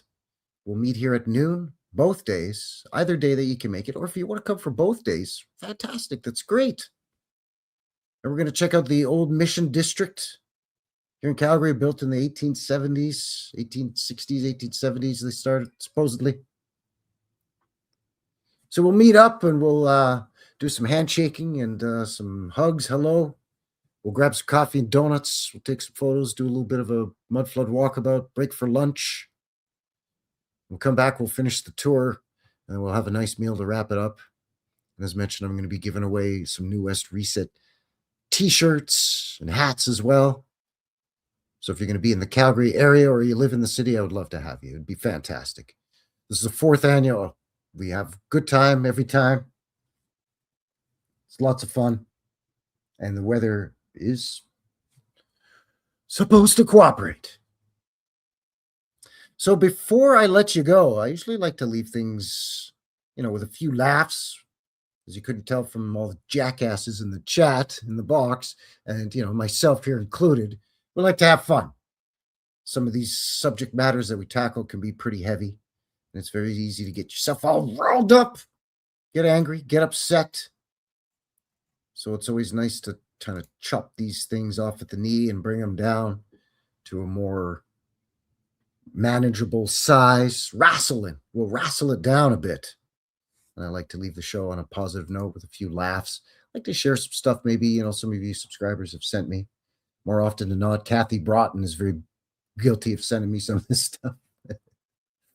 Or just stuff I find online. Just funny little stuff, Sometimes it's just random stuff that makes me laugh, like this.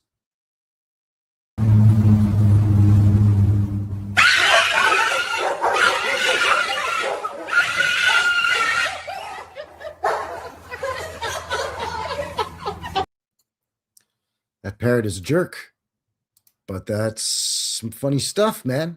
That is some funny stuff. Animals, people say, oh, stupid animals, or like being bird-brained is an insult. Yeah, I don't think so.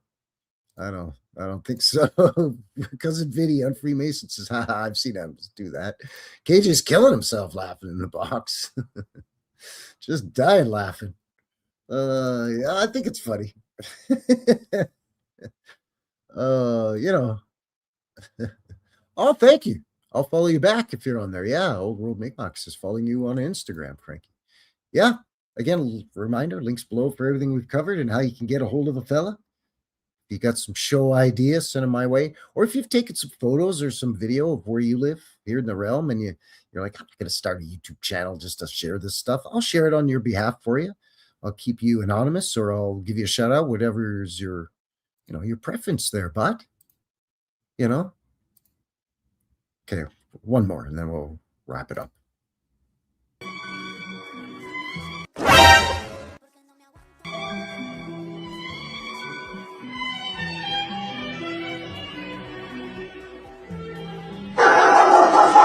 Bruh.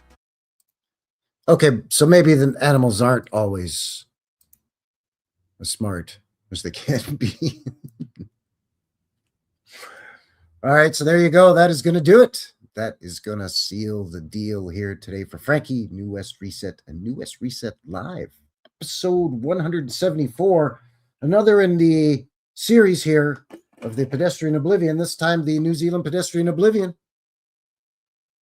If you haven't already, please do all the things below to help a fella out. If you have already, thank you very much for your support. Appreciate you. And again, to all of you watching this after the live on YouTube and on Rumble, you're the best. Appreciate all of you, each and every one of you. Again, as a reminder, please head over to my second channel, New West Rewind. That's now where you will find all of your vintage footage videos going forward every Saturday. So until the next one, take care out there and have yourselves a good one. All right, everyone? Cheers. It's a mystery! It's a mystery wrapped in a riddle inside an enigma!